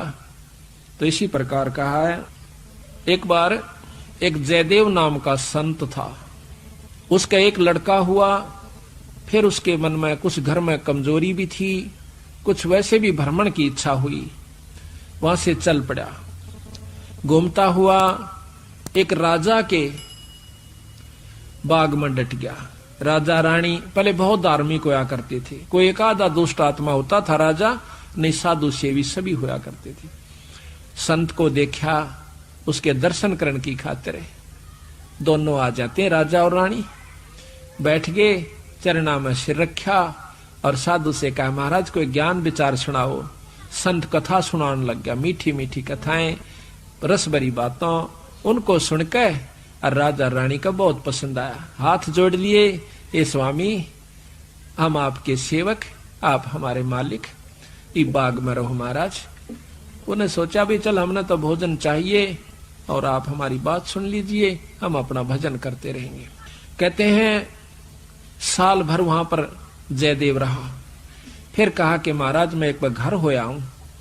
राजा बोला महाराज जल्दी आइयो, अब जल्दी आएंगे। के ले जाओ, धन दे दिया काफी, और धन दे दिया, मोर सरफी जोड़े मंगा दी। और 2 ठग वहां पर देखे थे कि यो किद चल रहे थे, ठगा का तो ये काम हो सक चलेगा जब राजा इसको धन देगा। अब वो ठग भी साधु का रूप बना के पहले तैयार बैठे थे, पता लग गया था कि परसों इसने जाना है, परसों तैयार होकर राह में खड़े हो गए। बैठे तो रास्ते में वो जान लग रहा जयदेव से बोले कि महाराज कहाँ चले? कि उस गांव में जाएंगे। कि हम भी उसी गांव में के आसपास दूसरे गांव का नाम ले दिया, उससे पहले कोई आवा था। वो बोला भी ठीक से आप तीनों चलेंगे। हाँ जी बहुत अच्छी बात से, एक ते 2 भले 2 से 3, जंगल का काम से कदे कोई ठग ना ले। जयदेव बड़ा प्रसन्न हुआ कि हे परमात्मा यह भी कृपा कर दी कि रास्ते में हमारा बोल बतला करके समय पास हो जाएगा और रास्ता तय हो जाएगा। वो ठग रास्ते में जा रहे थे, वो तो गए इस काम की खातिर थे। कहने लगे भाई पानी पिएंगे जयदेव? नाम आपस में पूछ ही लेते हैं। हाँ पानी पी लो, लो मैं निकालूंगा पानी। हाँ निकाल पानी। हाँ उससे पहले कहने लगा भाई, हाँ वो पानी निकालने लग गया तो उन्होंने गठड़ी ठा ली एक ने। जयदेव एकदम स्वभाव तो बहुत देर से बदला आदमी का, भाज का गठड़ी जयदेव ने पकड़ दी। नहीं भाई ये तो दक्षिणा है मेरी। उन्हें क्या किया, छिन्ना जपटी करके उस जयदेव के दोनों हाथ काट दिए। वो तो ले रहे थे अर्थ हथियार गिले और ठाक उस कुएं में पिटक दिया। और वह गठड़ी लेकर पैसे लेकर के वो जो थैला था अपना चल पड़े। इतने में कहते बंजारा की वहां पर लाइन, बंजारे आगे पूरी की पूरी डांग आग उतरी। वो पानी लेने की खातिर कुएं में जावस, बाल्टी डाली तो उस नेजू और बाल्टी यानी उस डोल के उसने हाथ फंसा लिए। वो 2-3 जने थे बंजारे, खेचे वो खींचे नहीं। तो वो कहते भाई के सौदा हो गया। वो आवाज दे से भाई मन एक बार बाहर काट दो, मैं कुएं में गिर गया। उन्होंने सोचे कोई व्यक्ति है, उन्हें पकड़ कर बाहर काट लिया। बाहर निकाला, उसके हाथ कट रहे और लहू पड़े, खून निकल रहा। तो बोले भाई के लाग गया तेरे? अक ये कर्म लाग गए मेरे। किसने मारा? अक मुझे नहीं मालूम। कुछ नहीं मुंह से कहा, ना बताया। जाकर और अपने, क्योंकि बंजारे जंगलों में रहा करते हैं, बहुत बढ़िया बढ़िया जड़ी बूटियां उनके पास होती थी, अपने नायक के पास ले गए, मुखिया के पास ले गए। वहां जाकर बताया तो उस नायक ने वैद्य बुलाया और वैद्य ने जड़ी बूटी इसी ला दी कि खून भी बंद और चीस भी बंद, दोनों ठीक हो गए। तो कहने लगे भाई कहां जाएगा? तुझे वहां छोड़ देंगे या हमारे साथ चल, कोई दिक्कत नहीं आने देंगे। कि नहीं, आपके साथ तो मैं नहीं चलूंगा, इस अगले नगर में मुझे छोड़ दीजिए। वहां जाकर उन्हें छोड़ दिया। जाकर राजा के बाग में फिर जा बैठा। राजा को पता चला कि महाराज संत वापस आ गए। जाके बताया नौकरों ने, और दोनों हाथ कटे हुए, दोनों हाथ कटे हुए। राजा रानी नंगे पैरों बाज लिए। जब सुना संत का नाम, आके पायाम पड़ जाए, महाराज के लग गया है? महाराज क्या लग गया? जो होना था सो हो गया भाई, मेरे कर्म लगे। मुझे बताओ महाराज, उनका अभी खून कर दो, उनके बच्चों तक पिड़वा दो। अक मैं ऐसा पापी नहीं महाराज, वो मेरा कर्म था, कोई संस्कार उनका मेरा किसी का था, मुझे नहीं मालूम के हुए यार, कौन था कि थे। कोई बात नहीं, साल भर हो गया। कहते हैं काफी दिन वो फिर बैठा रहा, गर्द भी होया। 12 वर्ष के बाद वो फिर दोनों ठग फिर आ जाते हैं। 3 अकाल पड़ गए, वो धन ले गए थे, वो खत्म हो गया। उनने सोची उन ठगों ने कि राजा बड़ा धार्मिक है और साधु सेवक है, जयदेव खत्म हो चुका है, अब हम वहीं चलते हैं। अच्छी कथा सी सीख ली 10-20, इन कथा न कोई पढ़ लेवा की बात से याद हो जाती है। जाकर और बाग में बढ़ गए। आगे जयदेव बैठा, राजा बैठे, सैनिक बैठे। अब उन ठगा ने जब देख लिया ने बाग में सामने ने मुड़ते ही मोड़, और सामने उसका आश्रम बना रखा था, वो बाहर बैठे बगीचे में। अब उल्टे जा तो पेटे, अब कोई चोर थे उल्टे भागे हैं। अब उन उल्टे ना जाकर आगे न चल दिए। वो तो सोचे थे वो होगा ही नहीं। फिर वो दोनों हाथ कटा हुआ आदमी देखा, उनका शक हो गया को ऐसा ही तो मरिया को ना किसी ने काट लिया। पर मरते तम गए आज, ईब कोई बचावनिया नहीं से, फिर इलाज भी कुछ नहीं। उससे कहा हाथ पांव जोड़ांगे शायद रजा करवा दे। तो जयदेव ने ऐसा कर लिया कि इसने पिछाने को नहीं। और साधु देख कर कहने लगा राजा से, महाराज ये 2 मेरे दोस्त आ गए, ये बड़े अच्छे साधु संत हैं, राजा इनके चरण लो। राजा ने खड़ा होकर उनके चरण लिए और बिठा दिया। भोजन पानी का प्रबंध करवा दिया। उनने सोची पिछाण में कोई ना इनके। जयदेव ने मुझे पिछाड़ा नहीं हमने, क्योंकि थोड़ी देर का संग था। तो वो साल भर रहे। साल भर के बाद उनकी खूब सेवा करवाई, साल भर खूब उनकी आदर करवाया। और चलती दफा जयदेव कहने लगा, महाराज ये दोनों संत जान से, इनको कुछ वो दक्षिणा दे दो। राजा ने कहना था इतनी देर में 2-3 घोड़ा का ऊपर मोर रस और फिर निरा धन लदवा के। और साथ में जयदेव कहने लगा, महाराज जी रास्ते में जंगल का काम से सिपाही भेज दो, घर छोड़ आओ इनके। 5-7 सिपाही और घोड़े और वो दोनों ठग चल पड़ते। रास्ते में जब बतलाते जावे से तो वो सिपाही पूछे से उन ठगाते, अब भाई यू जयदेव तुम्हारा के लागे से, तुम्हारा बहुत आदर करता है, बड़ी बड़ाई करता है। तो कहते महाराज कहते हैं नीच आदमी जो होते हैं वो अपनी आदत नहीं जाया करते। कि एक यहाँ छोटा सा उदाहरण और से, जब कबीर साहब ने भंडारा किया ना, 9 लाख बॉडी आ गई और जय जयकार करी दुनिया ने, तो शेख तक की जड़ा करता बंदी छोड़ते हैं। फिर भी ने बोला के करा से ससुरे ने, इसे तो हम 100 कर दिया। यानी अपनी बड़ाई रखनी चाहिए और उसका अच्छे कर्म को भी नहीं सराहा। और जो भक्त आत्मा थे वह नो कहते भाई कमाल कर दिया, ईसा यज्ञता हमने कितना देखा है कोई ना, बड़े भोजन मोहन भोजन खाए, बड़े आनंद पाए। तो जो पुण्य आत्मा थी वह तो बड़ाई करें थी, और नीच आदमी उस समय भी बुराई ही कर रहा था, इतनी महान समागम की। तो यहाँ गरीबदास जी कहते हैं कोई कहे जग जौनार किया, कोई कहे महोछा, और बड़े बड़ाई करा करा यो गाड़ी का डे ओछा। ओछे आदमी जो होते हैं वो गाड़ी निकाला करें, और भले व्यक्ति भलाई करा करें, बड़ाई करा करते हैं। तो वो दोनों कहने लगे भाई सच्ची बता दो, अका सच्ची बता दो, यो बहुत नीच आदमी से। बोला जयदेव, बोला अच्छा की बात है, कि हम तीनों इकट्ठे रहा करते एक राजा के घर पे, और ये इतना गंदा है, इसने रानी गेला खोटा कर्म कर दिया, राजा इसने जीत मारे था, और हमने हाथ जोड़ कर बचवाया, इसके हाथ कटन में बच गया, यू हमने छोड़ कर आ गया था, माँ तू निकल जाड़े, तो हमने यूं कह दिया तेरी जान बच जाएगी। यो अड़ा के ठग गए। उनका नियत या थी कि जान दे ये राजा ने बताओगे खाना पूछी, राजा उसने काट देगा थारी पूरी मौज। कहते इतनी बात हो रही थी, ऊपर ते 2 पत्थर की सलाह पड़ी, भारा को 10-10 20-20 मन की आकर के दोनों ठगा का ऊपर उन सब के अंदर से, और दोनों का कचुमर काट कर जमीन में दसा दिया। दोनों खत्म हो गए। वह नीच कहते हैं वो ठगे से रह गए, वो जो संत गए थे साथ में, वो सिपाही गए थे, अब वो ना रहे तो अपने उल्टे हो लिए लेकर सारे ढमढमे ने। जब वापस आते हैं, राजा को पता लगा है कि वो वापस आ गए, तो कहने लगा भाई क्या बात होगी। उन्होंने सारी कथा राजा को सुना रहे थे, और जयदेव सुने था इतने फैसले पे। न बोले जीवत है ऊपर तय स्वामी की निंदा करी, और काटे ऐब सबाब, और सिला पड़ी अजगैब तय आया नहीं जवाब। वो तो खत्म हो गए, दोनों मर गए। महाराज की निंदा करे थे, बहुत बुंडी करे थे महाराज जी, के बताऊं। तो कहते हैं उनके मरे की सुनकर जयदेव फूट फूट कर रोने लग गया, जो कर भाई मर जाया करे। रो कर निवासु पूछने लग गया, जब नो टूंडे हाथा थे वो टूटते हैं, नो कहे उसी समय दोनों हाथ नो करे थे, दोनों हाथ पूरे हो गए। बोल सतगुरुदेव की जय। तो संत जयदेव जी की कथा आपने सुन ली है। अब बताइए भाई और बहनों, इस कथा के आधार से यदि हम निर्णय करें तो सतलोक आश्रम करोथा में रहने वाले उन भक्तों को कहाँ ज्ञान था। वो तो एक दूसरे की निंदा चुगली में लगे रहा करते थे, भक्ति और भगवान से उनको कोई मतलब नहीं था। तो भाई और बहनों, ये गलती आने वाले समय में यदि हमारे सामने ऐसी कोई परिस्थितियां प्रकट हो जाए तो हम भाई बहनों ने इस प्रकार की गलतियां करने से बचना है। जिसके जैसे कर्म है, सतगुरु भगवान अंतर्यामी है, ये कबीर परमात्मा कुछ भी छुपा हुआ नहीं है।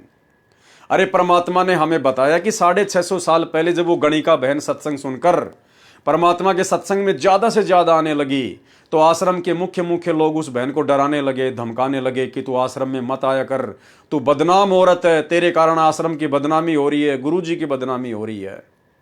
और वो बहन एक दिन गुरुदेव के सामने जाकर रोने लगी।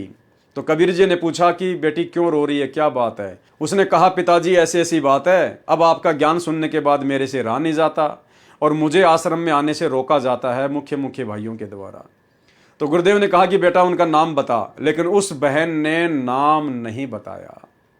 गुरुदेव ने कहा कि वो अच्छी आत्मा थी, उसने किसी का नाम नहीं बताया। उसने ये कहा कि मुझे तो जो भी मिलता है बस यही बोलता है।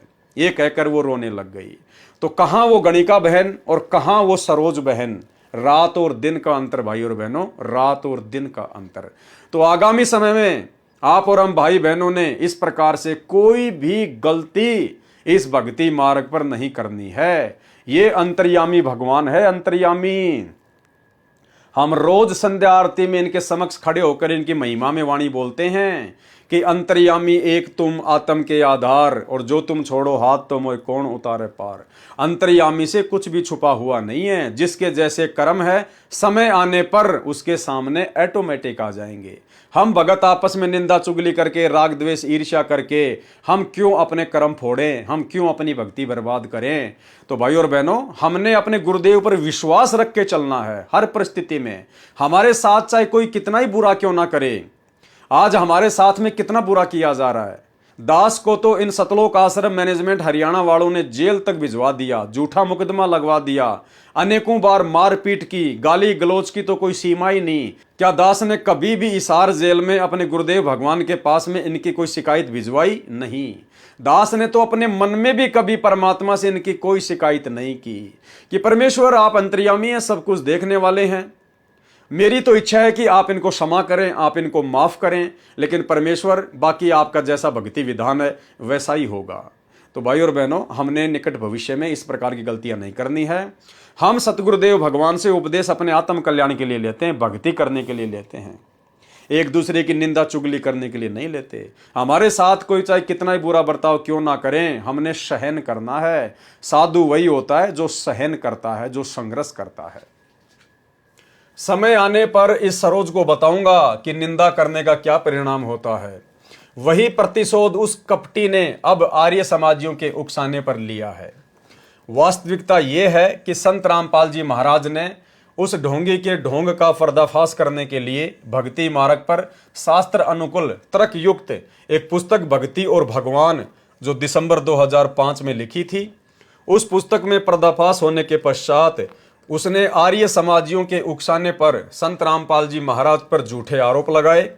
विचार करने की बात है कि बहन सरोज के माता पिता भी सतलोक आश्रम में सत्संग सुनने व सेवा करने आते जाते रहते हैं। उन्हीं के साथ उनकी बेटी सरोज भी सतलोक आश्रम करोथा में सेवा करने तथा सत्संग सुनने के उद्देश्य से जाती रही है। जैसे उस ढोंगी संजय उर्फ कृष्ण दास की बहन 26 वर्ष भी अपने माता तथा पिता श्री बलवान सिंह के साथ जाती रही है। कभी कभी अकेली भी जाती रही है, क्योंकि गुरु का दर्जा परम पिता का होता है। अब देखो भाई और बहनों, बातें तो ऐसी लिख रहे हैं कि जैसे बिल्कुल समझ गए हो हर बात को, कि गुरु का दर्जा परम पिता का होता है। अरे परम पिता कौन है? परम पिता है कबीर जी, जिसने सारी सृष्टि रची है। और आश्रम मैनेजमेंट लिख रहा है कि गुरु का दर्जा परम पिता का होता है। अगर आपने सतगुरु रामपाल जी को परम पिता का दर्जा दे दिया होता तो आप इस प्रकार की महा गलतियां ना करते। आज आप वर्तमान में करोथा कांड के 18 साल बाद आज आप वर्तमान में उस डाढ़ी मूंछ वाले नकली कबीर को भगवान मानकर जून के महीने में उसका कबीर प्रकट दिवस नहीं मनाते। यदि आप अपने गुरु को ही परम पिता का दर्जा दे चुके होते तो भाई और बहनों, करनी तज कथनी कथ है, अज्ञानी दिन रात कुत्ते जू भोकत फिरे, सुनी सुनाई बात है।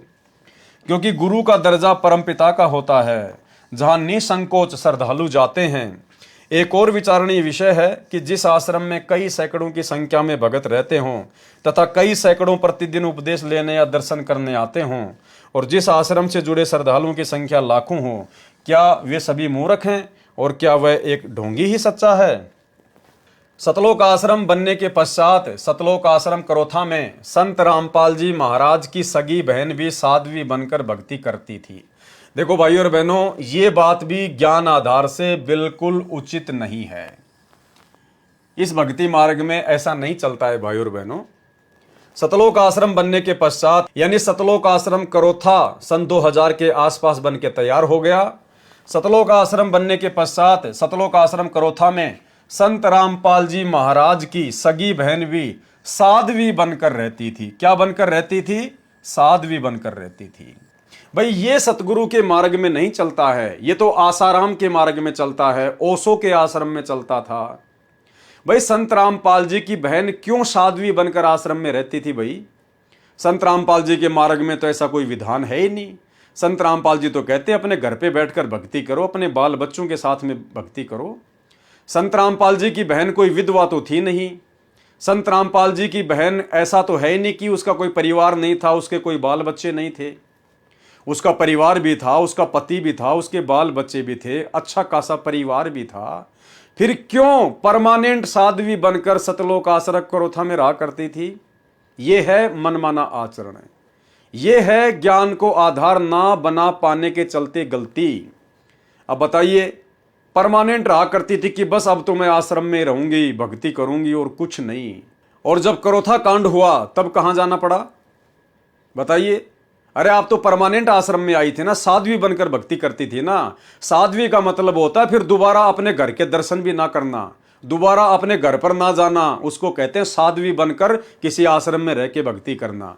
घर परिवार से, समाज से संन्यास ले लेना, उसको कहते हैं साध्वी। तो जब करोथा कांड हुआ 2006 में, फिर वो साध्वी कहाँ चली गई? फिर सतगुरु रामपाल जी परमेश्वर जी की वो कलयुगी बहन, वो साध्वी कहाँ चली गई भाई? वो तो साध्वी बन के भक्ति करने आई थे ना परमानेंट आश्रम में। तो भाई और बहनों, ये गलती आप और हमने बिल्कुल भी नहीं करनी है। हम जैसे भी हैं, जिस भी हालात में हैं, अपने परिवार में, अपने बाल बच्चों के साथ में अगर थोड़ा बहुत संघर्ष है, कोई दिक्कत नहीं है। सतगुरु रामपाल जी भगवान के आशीर्वाद से, उनकी भक्ति से धीरे धीरे वो संघर्ष भी कम हो जाता है, परिस्थितियां भगत के अनुकूल हो जाती हैं। इसलिए भगत ने थोड़ा सब्र करना चाहिए, थोड़ा धैर्य रखना चाहिए।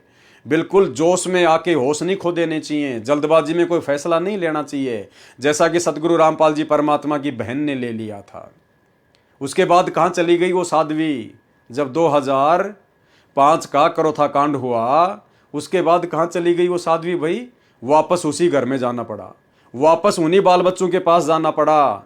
तो पहले ना रह के अपनी भक्ति कर लेती। तो भाई और बहनों, ये गलती भी आप और हमने बिल्कुल नहीं करनी है। सतलोक आश्रम बनने के पश्चात सतलोक आश्रम करोथा में संत रामपाल जी महाराज जी की सगी बहन भी साध्वी बनकर रहती थी।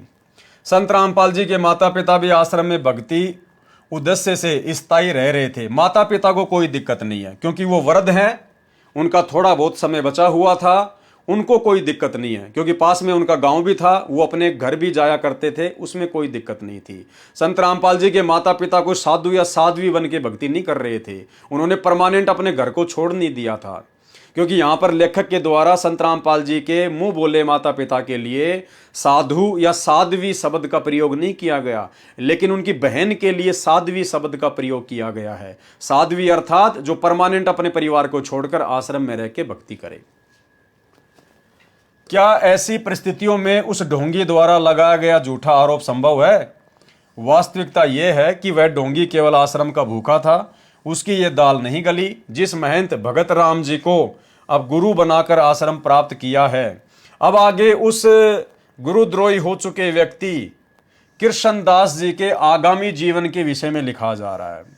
वैसे ये न्याय संगत नहीं है भाई और बहनों, क्योंकि वो गुरुद्रोही घोषित हो चुका था, आश्रम से उसको निकाल दिया गया था। उसके बाद में वो क्या करेगा क्या नहीं करेगा, वो पहले क्या करता था क्या नहीं करता था, हमने उसकी बातों को महत्व नहीं देना चाहिए। लेकिन कुछ एक बातें उसके विषय में लिखी गई हैं, उसके गुरु के विषय में लिखी गई हैं, पुस्तक में लिखी हैं, इसलिए हम लोग इनको पढ़ लेते हैं। अन्यथा हमारा इन बातों में किसी प्रकार का कोई भी इंटरेस्ट नहीं होना चाहिए, उसके कर्म उसके साथ में है। जिस महंत भगत राम जी को अब गुरु बनाकर आश्रम प्राप्त किया है, उस संत श्री भगत राम महंत आश्रम कोठी दयालदास छुडानी के विषय में कहा करता था कि भगत राम तो प्रत्यक्ष राक्षस है। एक औरत के साथ भगत राम जी के अवैध संबंध थे। वह औरत उनके साथ आश्रम छुडानी में रहने का आग्रह करने लगी, तो भगत राम जी ने रात्रि में उस औरत को मार कर आश्रम के पीछे डाल दिया। देखो, इन बातों का कोई लेना देना नहीं है। वो व्यक्ति आश्रम छोड़कर जा चुका था सन 2000 में, और ये पुस्तक लिखी गई है करोथा कांड के बाद में। तो भाई और बहनों, इन बातों को यहां लिखने का कोई औचित्य नहीं बनता है, उसके कर्म उसके साथ में है। तथा कह रहा था कि यह पागल थी जो गिरकर मर गई। वह संजय उर्फ कृष्णदास वर्तमान में उसी भगत राम जी को गुरु बनाकर आगे नामदान कर रहा है। उसके विषय में भी अभद्र टिप्पणी करता था। अब एक कोठड़ी वाला आश्रम उस संत से इस पाखंडी को मिल गया। पहले तो भगत राम जी पूर्ण संत नहीं था तथा चरित्रहीन था, अब आश्रम दे दिया तो वही भगत राम जी पूर्ण संत हो गया। ऐसा पाखंडी व स्वार्थी व्यक्ति संजय उर्फ कृष्णदास, जिसने पुस्तक शैतान बना भगवान लिखी है। छुडानी महंतों के बदमाशों व आर्य समाज के असामाजिक तत्वों ने सतलोक आश्रम व संत रामपाल जी को जान से मारने तथा आश्रम को नष्ट करने के षड्यंत्र को अमली जामा पहनाने के दुष्कृत्य की अनुमति लेने के लिए 9 जुलाई 2006 को मुख्यमंत्री हरियाणा के साथ बहादुरगढ़ में एक मीटिंग की। हमें यह नहीं मालूम कि उस मीटिंग में उनकी मुख्यमंत्री हरियाणा श्री भूपेंद्र जी से क्या वार्ता हुई, परंतु उनके हौसले अत्यधिक बुलंद हो गए तथा उनकी विनाशकारी गतिविधियां अत्यधिक तेज हो गई। उन असामाजिक तत्वों ने पुलिस के सहयोग से रोहतक झज्जर सड़क पर आश्रम के दोनों तरफ से 9 जुलाई 2006 को ही जाम लगा दिया, ताकि आश्रम में बहुसंख्या में भगत न आ सकें और न ही कोई आश्रम से बाहर जा सके। इन्हीं दिनों में गुरु पूर्णिमा के अवसर पर 9, 10, 11 जुलाई 2006 को भारी संख्या में भक्तों को सतलोक आश्रम में आना था। 9 जुलाई 2006 से पहले 4-5 हजार श्रद्धालु पहुंच चुके थे। पुलिस प्रशासन के सहयोग से असामाजिक तत्वों ने आश्रम में खाद्य सामग्री तथा अन्य आवश्यक वस्तुओं को भी नहीं आने दिया, बिजली के कनेक्शन को भी काट दिया और पानी की व्यवस्था को भी नष्ट कर दिया।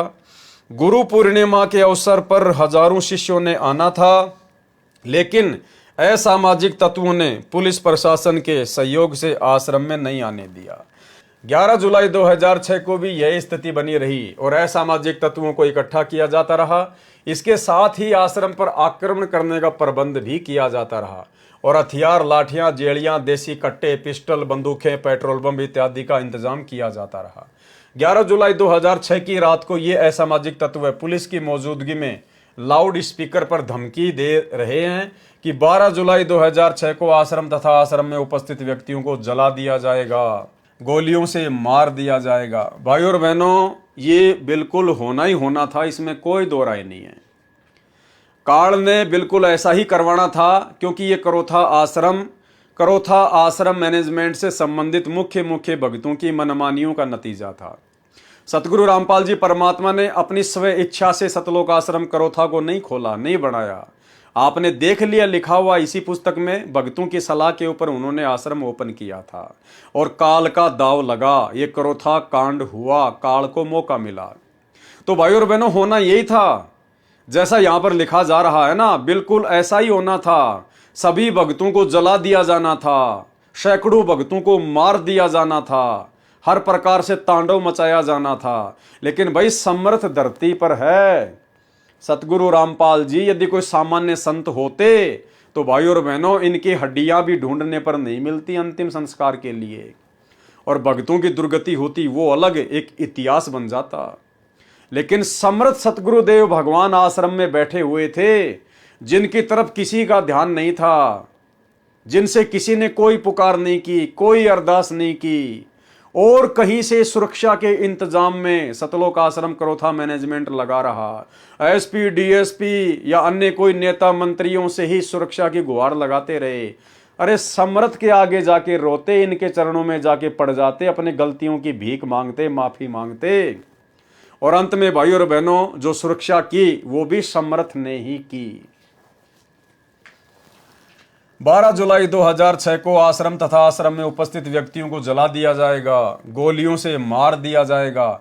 इस विषय में सभी अधिकारियों, SP, DC, IG range, ADGP, CID और डीजीपी हरियाणा, मुख्यमंत्री तथा अन्य हस्तियों को फैक्स संदेशों तथा अन्य संदेशों से सूचित कर दिया गया था और ये प्रार्थना की गई कि इन खतरनाक स्थिति को टालने के लिए आवश्यक सुरक्षा व्यवस्था की जाए। देखो भाइयों और बहनों, सतगुरु समर्थ भगवान तो आश्रम में बैठा है, समर्थ सतगुरु तो सतलोक आश्रम करोथा में बैठा हुआ है। उनसे कोई किसी प्रकार की सुरक्षा की गुहार नहीं लगा रहा, क्योंकि जितने भी मुख्य लोग थे, जो भगत थे, वो गुरु को मानुष मानते थे। संत रामपाल जी को अपने जैसा व्यक्ति मानते थे, मानुष मानते थे कि ये क्या कर सकते हैं, ये तो फंसे हुए हैं और हम भी फंस गए इनके साथ साथ है। और उस स्थिति में उन लोगों से भयभीत होकर सुरक्षा की गुहार सतलोक आश्रम करोथा मैनेजमेंट के द्वारा किससे की जा रही है? इस विषय में सभी अधिकारियों, SP, DC, IG range, ADGP, CID और डीजीपी हरियाणा, मुख्यमंत्री तथा अन्य हस्तियों को फैक्स संदेशों तथा अन्य संदेशों से सूचित कर दिया गया था और यह प्रार्थना की गई, उन अधिकारियों से प्रार्थना की जा रही है। समर्थ आश्रम में बैठा है, समर्थ को परमात्मा ना मानकर उनसे कोई प्रार्थना नहीं की जा रही कि इस खतरनाक स्थिति को टालने के लिए आवश्यक सुरक्षा व्यवस्था की जाए। और अंत में कोई सुरक्षा व्यवस्था नहीं हुई, कोई सुरक्षा व्यवस्था नहीं हुई, क्योंकि जब आप अपने गुरुजी से उम्मीद तोड़कर और जब आप संसार से उम्मीद लगा बैठते हो तो भाई फिर परमात्मा उसे सफल नहीं होने देता। सेम टू सेम महाभारत जैसी वाली स्थिति। जब तक द्रौपदी को अपने पतियों पर अहंकार था, घमंड था कि मेरे 5 पति बैठे हैं, मेरा कौन क्या बिगाड़ देगा, और जब सबकी नीची गर्दन हो गई तब जाकर द्रौपदी उस परमपिता परमेश्वर से अर्ज करने लगी, अरदास करने लगी। तो सतलोक आश्रम करोथा मैनेजमेंट ने समर्थ को ना पहचान कर, जो कि वहीं बैठे हुए थे, उनसे अर्ज ना करके, उनसे अरदास ना करके, उनसे विनती ना करके, एसपी डीसी पता नहीं अधिकारियों से, इन लोगों से सुरक्षा की गुहार लगाई जा रही है। तो समर्थ भाई उस समय तक भगत की कोई मदद नहीं करता जिस समय तक भगत संसार से उम्मीद रखता है। और इन्होंने सबसे अर्ज की, विनती की, और अंत में क्या मिला इनको? लेकिन इस विषय में कोई कार्रवाई नहीं की गई, इनकी किसी ने कोई बात नहीं सुनी। अरे बाहर तो काल था भाई, सारा काम तो काल करवा ही रहा था। समर्थ तो तुम्हारे साथ में बैठा था, ये दयाल तो आश्रम में बैठा है, और तुम काल की व्यवस्था से सुरक्षा की गारंटी चाह रहे हो। उस काल की व्यवस्था से, उन नेताओं से, उन अधिकारियों से तुम लोग सुरक्षा की डिमांड कर रहे हो, लेकिन कोई किसी प्रकार की उनकी सुरक्षा नहीं हो पाई, क्योंकि काल की और दयाल की तो लड़ाई है। अंदर दयाल बैठा था, बाहर काल सब कुछ करवा रहा था, और काल से ही ये सतलोक आश्रम करोथा मैनेजमेंट सहायता मांग रहा था। कहां से देगा भाई? शिक्षा लेनी है भाई और बहनों, शिक्षा। खैर आप और हम सत्सेवक भाई बहन तो संकल्प ले चुके हैं, हम तो किसी से उधार मदद भी नहीं लेंगे, 2 रुपए की भी, चाहे भूखा क्यों ना सोना पड़े। और बाकी तो बात ही छोड़ दीजिए, हम केवल अपने गुरुदेव भगवान के अलावा किसी और से उम्मीद नहीं रखेंगे। चाहे 2 दिन खाना ना मिले, चाहे 10 दिन ना मिले, चाहे भूखे मर जाएं, लेकिन अपने गुरुजी के अतिरिक्त, इनके चरणों में रोने के अतिरिक्त हम अपने किसी रिश्तेदार से, जान पहचान वाले तो हमारे कोई बचे नहीं, क्योंकि भक्ति मार्ग में यारी दोस्ती नहीं चलती है। रिश्तेदारों से मदद नहीं लेंगे और किसी से मदद नहीं लेंगे, अपने भगत भाइयों से भी मदद नहीं लेंगे। हम तो यहां तक का संकल्प कर चुके हैं। तो भाई और बहनों, हमने विशेष तौर पर इन बातों को अपने दिलो दिमाग में, अपने जहन में बैठा लेना है। अगर आपकी मोटरसाइकिल भी मार्केट में पकड़ी जाए, भले आपके मोबाइल में आपके 10 रिश्तेदारों के नंबर हैं, चाहे आपका रिश्तेदार, चाहे आपके शहर का मुख्यमंत्री क्यों ना है, आपके स्टेट का मुख्यमंत्री क्यों ना है, आपने वो गाड़ी छुड़वाने के लिए उससे भी सहायता नहीं ले ली, उससे भी फोन नहीं करवाना। आपका कोई मित्र चाहे कितना बड़ा अधिकारी क्यों ना है, वो आपके काम को आसानी से कर सकता है, लेकिन आपने उससे भी मदद प्राप्त नहीं करनी है। पकड़ी गई तो पकड़ी गई, आप उन्हीं से कहिए कि भाई साहब देख लीजिए, जैसा भी है, जैसा भी है का मतलब ये नहीं कि वो रिश्वत मांगेगा तो हम रिश्वत दे देंगे, नहीं। उनको बताइए भाई साहब ठीक है, मेरी गलती है, मेरे पास में कागज नहीं था, आगे से ध्यान रखूंगा। अब जैसा भी है आप जी, जो भी सरकारी खर्चा है, जो भी इसकी जो रसीद जो कटे आप मुझे दे दीजिए, 100, 50, 200, 500 रुपए। हमने केवल वो रसीद कटवाकर, पैसे देकर ही हमने अपनी गाड़ी छुड़वानी है, अन्यथा हमने किसी से कोई उम्मीद किसी प्रकार की नहीं करनी है। और हमने अपने गुरुदेव भगवान के द्वारा दिया गया नाम, चाहे प्रथम नाम है, चाहे सतनाम है, चाहे सार नाम है, उसी समय हमने उसका सुमरण शुरू कर देना है। हालांकि भगत का तो सुमरण चालू ही रहता है, यदि भूल पड़ जाए तो हमने उस समय इधर उधर की चिंता ना करके, और हमने केवल अपने गुरुदेव का सुमरण करना है। सुमरण करने का मतलब है आप अपने गुरुदेव को पुकार रहे हो, आप अपने गुरुदेव को याद कर रहे हो, और परमात्मा 100% कोई न कोई समाधान आपकी समस्या का जरूर निकालेगा। तो भाई और बहनों, हमने इन पुस्तकों को पढ़ने के पीछे हमारा मकसद यही है कि हम शिक्षा लें। जो गलतियां पहले हमारे भाई बहन कर चुके हैं नादानी में, ज्ञान को आधार ना बना पाने के चलते, हम वो गलतियां दोहराने से बचें, ताकि हम भक्ति पर सफल होकर इसी मनुष्य जन्म में सतलोक प्राप्त कर सकें। लेकिन इस विषय में कोई कार्रवाई नहीं की गई, अर्थात सतलोक आश्रम करोथा मैनेजमेंट की बाहर से कोई भी मदद नहीं हो पाई। 12 जुलाई 2006 को भारी संख्या में असामाजिक तत्वों को टेम्पू और ट्रकों के जरिए डिग्गल गांव में इकट्ठा किया गया। इन तत्वों के हाथों में सतलोक आश्रम पर आक्रमण करने के लिए जेड़ी, गंडासे, पेट्रोल बम, बंदूकें तथा दूसरे हथियार थे। 12 जुलाई 2006 को लगभग दिन के 12:30 पर इन लोगों ने सतलोक आश्रम की तरफ धावा बोल दिया। उस समय आश्रम के पास पुलिस उपस्थित थी। आक्रमणकारियों को रोकने की चेष्टा की, पहले पानी छोड़ा, फिर आंसू गैस के गोले दागे, फिर भी आक्रमण करने वाली भीड़ नहीं रुकी तो पुलिस ने गोलियां चलाई। उधर से आक्रमणकर्ताओं ने भी गोलियां चलाई, जिस कारण से कई व्यक्ति घायल हो गए तथा एक की मृत्यु हो गई। आक्रमणकारी फिर भी बाज नहीं आए। पुलिस व प्रशासन के हाथ पांव फूल गए। आश्रम के सामने से दूर जाकर पुलिस व जिले के वरिष्ठ अधिकारी मूक दर्शक बनकर खड़े रहे। अरे तुम तो बाहर से सुरक्षा मांग रहे थे ना, सतलोक आश्रम करोथा मैनेजमेंट वालों, गुरुजी के परिवार वालों, बड़े बड़े भक्तों, तुम तो सतलोक आश्रम करोथा में बैठकर बाहर के प्रशासन से मदद मांग रहे थे, जबकि तुम्हारे आश्रम की सुरक्षा के लिए पहले से जो थोड़े बहुत पुलिस वाले थे वो भी बाद में आश्रम को छोड़ छाड़ के बाहर भाग गए। तुम किससे मदद की उम्मीद कर रहे थे? जो हाईकोर्ट के द्वारा तुमको दिए गए थे सुरक्षा के लिए, अरे वो भी तुम्हें छोड़ छाड़ के भाग गए और तुम बाहर वालों से मदद की उम्मीद कर रहे थे। इसके पश्चात आक्रमणकारी अत्यधिक बौखला गए और आक्रमणकारियों ने आश्रम को चारों तरफ से घेर लिया। वहां पर मौजूद पुलिस भी आश्रम के सामने हट गई। असामाजिक तत्वों ने आश्रम पर पत्थर, पेट्रोल बम, बंदूकों तथा अन्य हथियारों से आक्रमण शुरू कर दिया तथा उसको रोकने के लिए पुलिस ने कोई कार्यवाही नहीं की। इसको रोकने के लिए भक्तों ने टेलीफोन पर, अब देखो भाई और बहनों, फिर से गलती, फिर से महागलती, फिर से महागलती।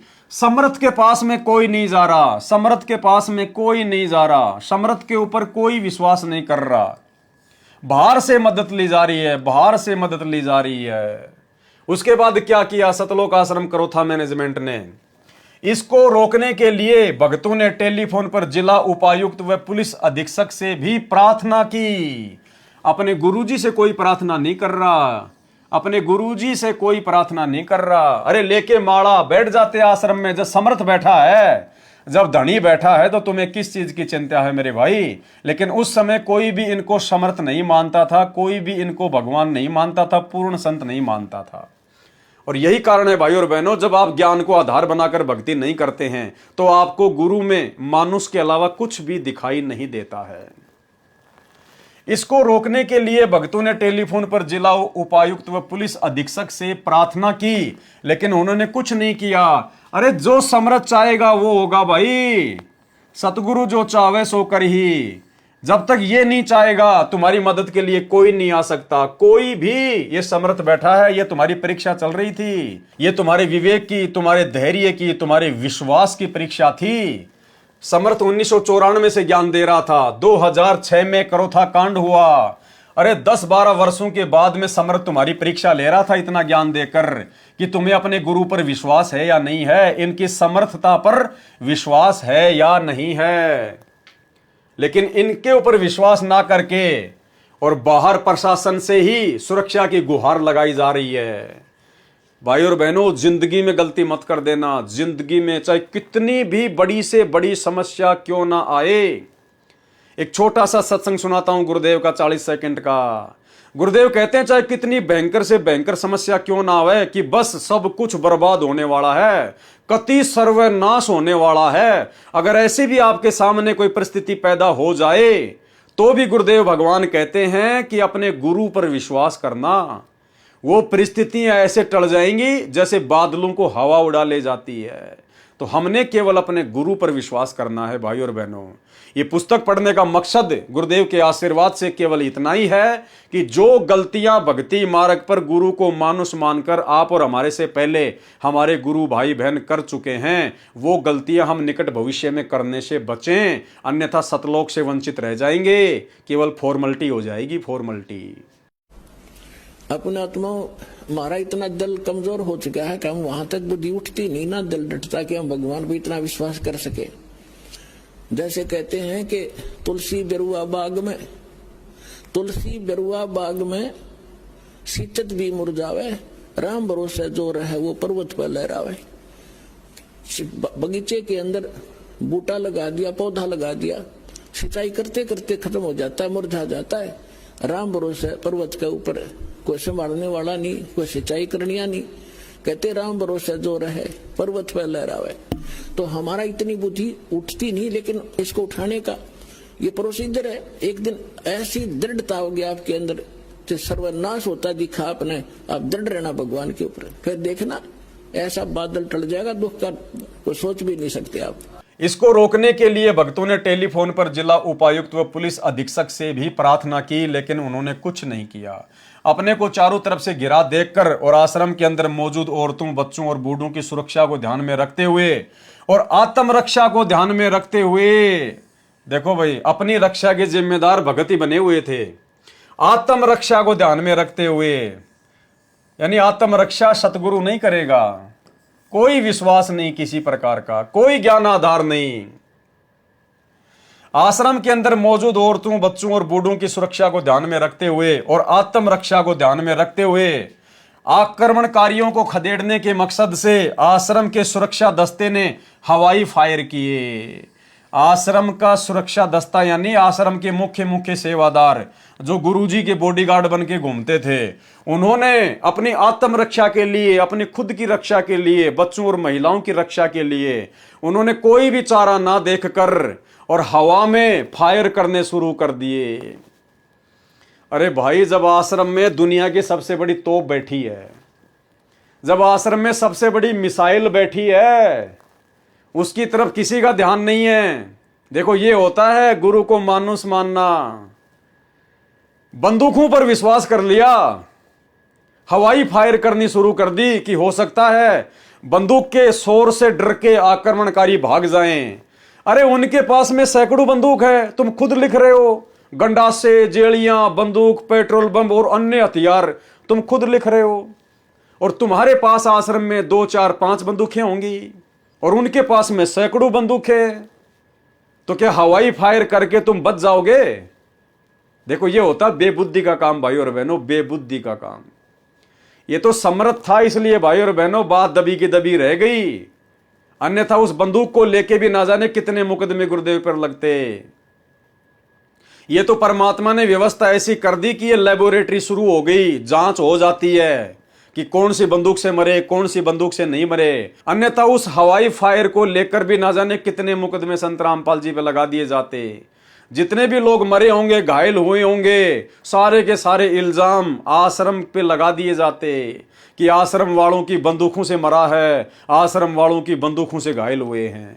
तो समर्थ शक्तिमान तो आश्रम में बैठा हुआ है और बंदूकों पर विश्वास किया जा रहा है। भाई और बहनों, बहुत बड़ी गलतियां भक्ति मार्ग पर इन लोगों ने की है और आज परमात्मा ने हमें इसीलिए मौका दिया है साथ संगति के माध्यम से कि हम गुरु को मानुष मानने की गलती अपने भविष्य में ना करें, सौपन में भी ना करें। अरे मारने वाला भी यही है और बचाने वाला भी ये है भाई और बहनों। फिर बताओ बंदूक क्या करेगी? इसी परमेश्वर ने सत्संगों में बताया कि त्रेता युग में भगत प्रहलाद को उसके पिता हिरण्यकशिपु ने 84 प्रकार की घोर घोर यातनाएं दी। उस भगत प्रहलाद ने कभी भी अपने पिता के खिलाफ एक लकड़ी का डंडा भी नहीं उठाया, अपने भगवान पर विश्वास रखा, जबकि उसका भगवान तो नकली था, विष्णु। मीराबाई के साथ में कैसी कैसी घटनाएं घटी, मीराबाई ने कभी एक लकड़ी का डंडा भी नहीं उठाया। और आज समर्थ साक्षात धरती पर हम उसकी शरण में, और वही क्रोथा आश्रम में हमारे पास में बैठा हुआ है, और फिर भी हम लोग बंदूकों पर विश्वास कर रहे हैं, हवाई फायर कर रहे हैं, अपनी आत्मरक्षा के ठेकेदार स्वयं ही बन रहे हैं। यह होता है गुरु को मानुष मानना, गुरु के ऊपर बिल्कुल भी विश्वास ना करना। तो भाई और बहनों, बिल्कुल भी ज्ञान आधार नहीं था। परमात्मा पहले कह चुके हैं कि उस समय तो वो लोग जुड़े थे जिनको माया चाहिए थी, जिनको पैसा चाहिए था, वो ज्ञान को आधार बना के नहीं जुड़े थे। एक बार फिर से सुन लीजिए। विचार करना पुण्यात्माओं, ये काल हमारे साथ कितना धोखा किए हुए है। आज से जो 15 साल पहले लगे थे 100-200 परिवार, अब उनमें से मेरे ख्याल में 10% उस लगन से 10% लगे हुए, बाकी ढीले पड़ गए, क्योंकि उनका सुख गणे हो गए। वो तो माया चाह थे, उनको ज्ञान था को नहीं, क्योंकि दास को भी परमात्मा ने या ज्ञान योग नहीं खोला था जब तक, क्योंकि इस ज्ञान को परमात्मा ने बैन ला रखा था कि अभी इसको प्रचार नहीं करना। क्योंकि जैसे ये ज्ञान तो दास बताता था, गांव गांव में जाकर सत्संग किया करता था, लेकिन कबीर परमेश्वर जी की वाणी से ही ये यूं का यूं बताया करता था कि ब्रह्मा विष्णु महेश की ये स्थिति है, दुर्गा की ये स्थिति है। लेकिन आम व्यक्ति का विश्वास नहीं होता, जो हमारे शिष्य थे उनका विश्वास ना होता कि ठीक है, उनको लाभ हो रहे थे, परमात्मा के नाम लेते उनके सारे संकट दूर होने लगे थे, इसलिए शिष्य तो बनने शुरू हो गए थे। क्योंकि ये जो मंत्र है, इस मंत्र का जाप पूरे विश्वास लगन के साथ जो व्यक्ति करता है, उसको ज्ञान है या ना है। जैसे डॉक्टर कोई दवाई देता है, औषधि देता है, मरीज खा लेता है, तो उसको नहीं पता इसमें कौन सा केमिकल है, कौन सा साल्ट है, तो वह दवाई अंदर गई, लाभ तो करेगी। तो ऐसे जो पुराने समय में जो भक्त लगे थे, उनको लाभ तो नरे हो गए, क्योंकि वो हमारे संग में ज्यादा रहते थे। जहां भी कहीं पाठ होता था वो सारे ही वहां आ जाते थे कि उनका सुख गणे होया करते। कुछ दिनों के बाद फिर वो अच्छे सुखी हो गए, घर में सुख हो गया, सारे लाभ होने लग गए। तो फिर हमने आश्रम करौथा में डेरा डाल लिया, वहां भी कुछ दिन आए, फिर ढीले पड़ गए, फिर संगत ज्यादा होती रही, ऐसे वो पीछे हट गए। तो कहने का भाव ये है कि एक समय ऐसा आता, वो हमसे दूर नहीं है, वो हमारे को ये भी नहीं है कि हम गुरु जी से दूर हो गए, लेकिन वो कमजोर पड़ गए। तो भाई और बहनों, ये गलती करने से हमने बचना है, शिक्षा लेनी है। आक्रमणकारियों को खदेड़ने के मकसद से आश्रम के सुरक्षा दस्ते ने हवाई फायर किए। पुलिस व आक्रमणकर्ताओं के बीच हुई फायरिंग व पथराव से उपरोक्त दुर्घटना होने के पश्चात जिला प्रशासन की नींद खुली और करौथा गांव के आसपास धारा 144 CRPC लगाई, जो केवल एक नाटक था। यह सिलसिला 13 जुलाई 2006 सुबह 2 बजे तक चलता रहा। बाद में भारी संख्या में पैरामिलिट्री फोर्स बुलाई गई।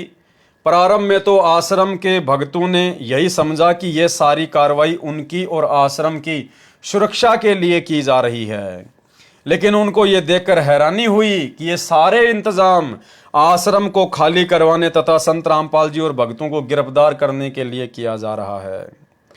असामाजिक तत्व अपने हथियारों के साथ ज्यों के ज्यों आश्रम के चारों तरफ कुछ ही दूरी पर खड़े रहे, जबकि वहां धारा 144 लगी हुई थी।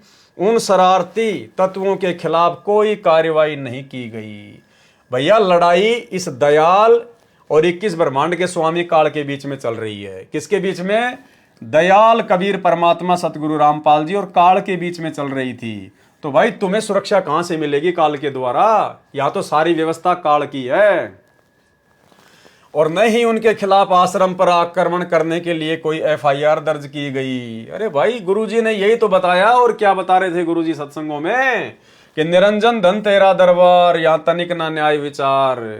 आश्रम खाली होने के पश्चात आक्रमणकारियों तथा पुलिस फोर्स के बीच डिग्गल गांव में झगड़ा हुआ, क्योंकि आक्रमणकारियों ने पुलिस की कुछ गाड़ियों को आग लगाई, जिसकी FIR पुलिस स्टेशन बेरी में दर्ज की गई, परंतु अभी तक किसी को गिरफ्तार नहीं किया गया। इससे स्पष्ट हो गया कि मुख्यमंत्री हरियाणा का मेहर भरा पंजा उपद्रवियों के सिर पर है। ध्यान से सुनना भाई और बहनों, अंत में लेखक क्या कह रहा है कि इससे स्पष्ट हो गया कि मुख्यमंत्री हरियाणा का मेहर भरा पंजा। उस समय हरियाणा का मुख्यमंत्री कौन था? भूपेंद्र सिंह हुड्डा। भूपेंद्र सिंह हुड्डा उस समय कांग्रेस की सरकार थी। इससे स्पष्ट हो गया कि मुख्यमंत्री हरियाणा का मेहर भरा पंजा उपद्रवियों के सिर पर है।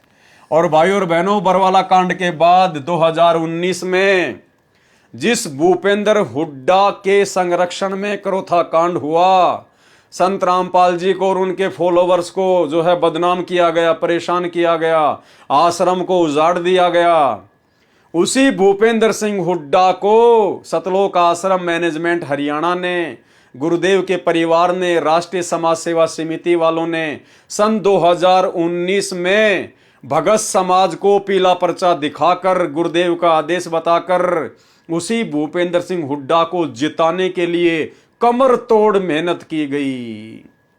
पीले पर्चे में यहां तक लिख दिया गया, अगर कोई भूपेंद्र सिंह हुड्डा को वोट नहीं देगा तो गुरुद्रोही घोषित कर दिया जाएगा, आश्रम में नो एंट्री हो जाएगी। तो बताओ भाई और बहनों, असली गुरुद्रोही कौन है? अरे जिस मुख्यमंत्री ने तुम्हारे गुरुदेव को इतना दुखी किया, इतना परेशान किया, करोथा कांड के तहत 21 महीने रोहतक की जेल में कष्ट उठाने के लिए बाध्य किया, तुम्हारा आश्रम उजाड़ दिया। अरे तुम उसी शैतान व्यक्ति को जिताने के लिए कमर तोड़ मेहनत कर रहे हो, तो तुमसे बड़ा बेबुद्धि वाला इंसान धरती पर कौन होगा? तुमसे बड़ा गुरु का विरोधी, गुरुद्रोही और धरती पर कौन होगा? और गुरुद्रोही कहा जाता हम सत्सेवकों को। निरंजन धन तेरा दरबार, यहां तनिक ना न्याय विचार। भाई और बहनों, ये सबके काले कारनामे सामने आ रहे हैं। इससे स्पष्ट हो गया कि मुख्यमंत्री हरियाणा का मेहर भरा पंजा उपद्रवियों के सिर पर है। बड़े शर्म की बात है कि प्रशासन ने असामाजिक तत्वों को कितना हौसला दिया कि उन्होंने पुलिस की गाड़ी समेत अन्य वाहनों को भी पुलिस के सामने जलाया, और फिर भी पुलिस ने न तो उनको गिरफ्तार किया और न ही आश्रम के चारों ओर खदेड़ा। क्यों खदेड़ेगी भाई? पुलिस भी काल की, उपद्रवीकारी भी काल के, षड्यंत्र भी काल का। तो भाई काल अपने वालों को क्यों परेशान करेगा? इलेक्ट्रॉनिक मीडिया को भक्तों ने मौके पर आने के लिए प्रार्थना की ताकि वो इस सारे घटना चक्र की रिकॉर्डिंग कर लें और सतलोक आश्रम को नष्ट करने के षड्यंत्र का खुलासा कर सके। लेकिन दुर्भाग्यवश पुलिस ने उनको ऐसा नहीं करने दिया और उनके हाथों से कैमरा छीन कर तोड़ दिया और उनको पीटा भी गया। और ये कहा गया कि उन्होंने यदि दोबारा कोई इस घटना की कवरेज की तो उनके खिलाफ सख्त कार्रवाई की जाएगी। एक और आश्चर्य की बात है कि जिन असामाजिक तत्वों ने कानून हाथ में लिया तथा शांतिपूर्वक सत्संग सुन रहे श्रद्धालुओं व आश्रम के संचालक संत रामपाल जी महाराज को जान से मारने के लिए आए और पुलिस व पब्लिक की गोलियों व पत्थरों से जो असामाजिक तत्व घायल हुए तथा मृत्यु को प्राप्त हुआ, उनको सरकार की ओर से ग्रांट अर्थात सहायता राशि दी गई। इससे सिद्ध है कि 9 जुलाई 2006 को बहादुरगढ़ में मुख्यमंत्री हरियाणा के साथ हुई मीटिंग में सर्व विनाशकारी कार्य की स्वीकृति मुख्यमंत्री जी से प्राप्त हुई, और उसी मुख्यमंत्री को तुमने अपना बाप समझकर, अपना दामाद समझकर 2019 में उसको दोबारा से मुख्यमंत्री बनाने के लिए तुमने उसका सपोर्ट किया। तो सबसे बड़े गुरुद्रोही कौन हुए? संत रामपाल जी के मिशन में सबसे बड़े गुरुद्रोही कौन हुए? यही सतलोक आश्रम मैनेजमेंट हरियाणा वाला। क्योंकि मुख्यमंत्री हरियाणा श्री भूपेंद्र सिंह जी आर्य समाजी है, और उसी आर्य समाजी को तुमने 2019 में वोट डलवाए, उसी आर्य समाजी भूपेंद्र सिंह हुड्डा का तुमने समर्थन करवाया। इसको कहते हैं सबसे बड़े गुरुद्रोही। आर्य समाजी होने की बात श्री भूपेंद्र सिंह जी मुख्यमंत्री हरियाणा ने दिनांक 8 अक्टूबर 2006 के दैनिक जागरण समाचार पत्र पृष्ठ संख्या 3 पर कहा है कि हमारा परिवार 3 पीढ़ी से आर्य समाजी है। अरे आर्य समाजी हो सकता है, उसमें कोई बड़ी बात नहीं। आर्य समाजी हो सकता है, उसमें कोई बड़ी बात नहीं। हरियाणा में तो लाखों आर्य समाजी हैं। कौन से सारे आर्य समाजी तुम्हारे ऊपर लड़ाई झगड़ा करने के लिए आए थे?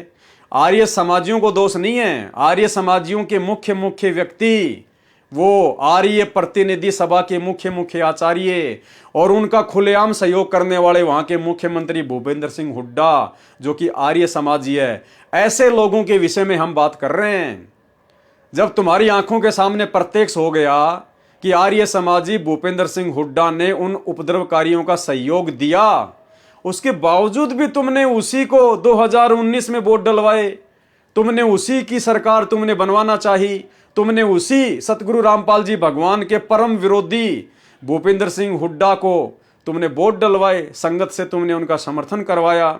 अरे तुमने अपने भी कर्म फोड़े और बेचारी नादान संगत के भी तुमने कर्म फोड़वाए। आर्य समाज के व्यक्तियों ने भी करोथा कांड में आहत हुए आक्रमणकारियों को धनराशि इनाम में दी। समाचार पत्र दैनिक जागरण दिनांक 15 अक्टूबर 2006 तथा दैनिक भास्कर दिनांक 27 नवंबर 2006 में छपा कि करोथा कांड में घायल हुओं को दयानंद मठ रोहतक में वीर रत्न की उपाधि से नवाजा जाएगा।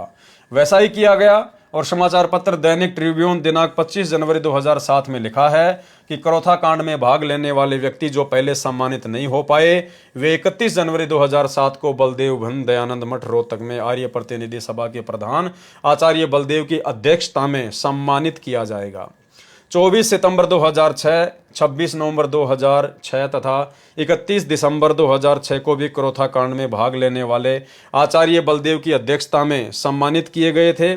इससे स्पष्ट है कि हरियाणा सरकार तथा आर्य समाज का करोथा कांड करने व कराने में पूरा सहयोग था, यानी भूपेंद्र सिंह हुड्डा का पूरा सहयोग था।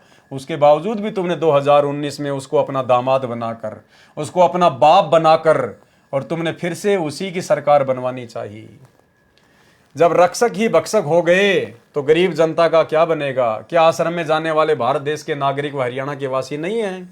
काल को इन बातों से कोई फर्क नहीं पड़ता, ना दुनिया को इन बातों से कोई फर्क पड़ता है। तुम लिखते रहो।